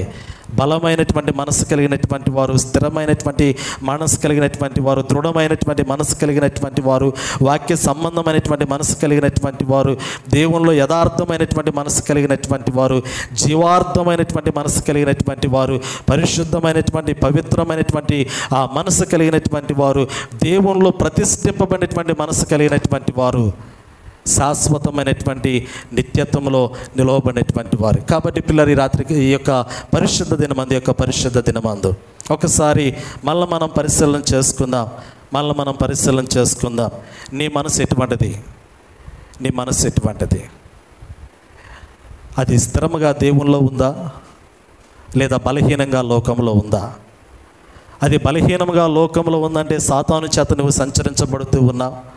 అది స్థిరంగా దేవుని యొక్క వాక్యంలో ఉందంటే దేవుని యొక్క ఆత్మచేత నువ్వు స్థిరపరచబడుతూ ఉన్నావు. నీ మనస్సు మీద అధికారం ఎవరికి ఉంది? నీకుందా? నిన్ను సృష్టించినటువంటి నీ సృష్టికర్త అయినటువంటి దేవునికి ఉందా? లేదా నీ ప్రమేయం లేకుండానే నీ జీవితాన్ని లోకానికి అనుకూలంగా నడిపిస్తున్నటువంటి సాతానుకు ఉందా? ఈరోజు నీ మనసు మీద అధికారము ఎవరికి ఉంది? అది ఎవరి ఆధీనంలో ఉంది? నీ జీవితాన్ని ఎవరు ప్రభావితం చేస్తూ ఉన్నారు? నీ జీవిత ముగింపు ఎలా ఉండబోతూ ఉంది? ఒకసారి పరిశీలన చేసుకుందాం. అవ్వ వలె మన జీవితం ఉండకూడదు, ఇస్కరియోతు యోధా వలె మన జీవితం ఉండకూడదు, సంసోను వలె మన జీవితం ఉండకూడదు. పరిశుద్ధ గ్రంథంలో దేవుని చేత తృణీకరింపబడినటువంటి వారి వలె మన జీవితం ఉండకూడదు. భక్తిహీనుల వలె మన జీవితం ఉండకూడదు. మన జీవితము ప్రభు చిత్తానికి అనుకూలంగా, ప్రభు వాక్యానికి అనుకూలంగా మన జీవితం ఉన్నట్లు, మన మనసు ఉన్నట్లు, అది స్థిరపరచబడినట్లు పరిశుద్ధాత్మ దేవుడు మనకు సహాయం చేసి నడిపించునుగాక. ఆమేన్. చిన్న ప్రార్థన చేసుకుందాం.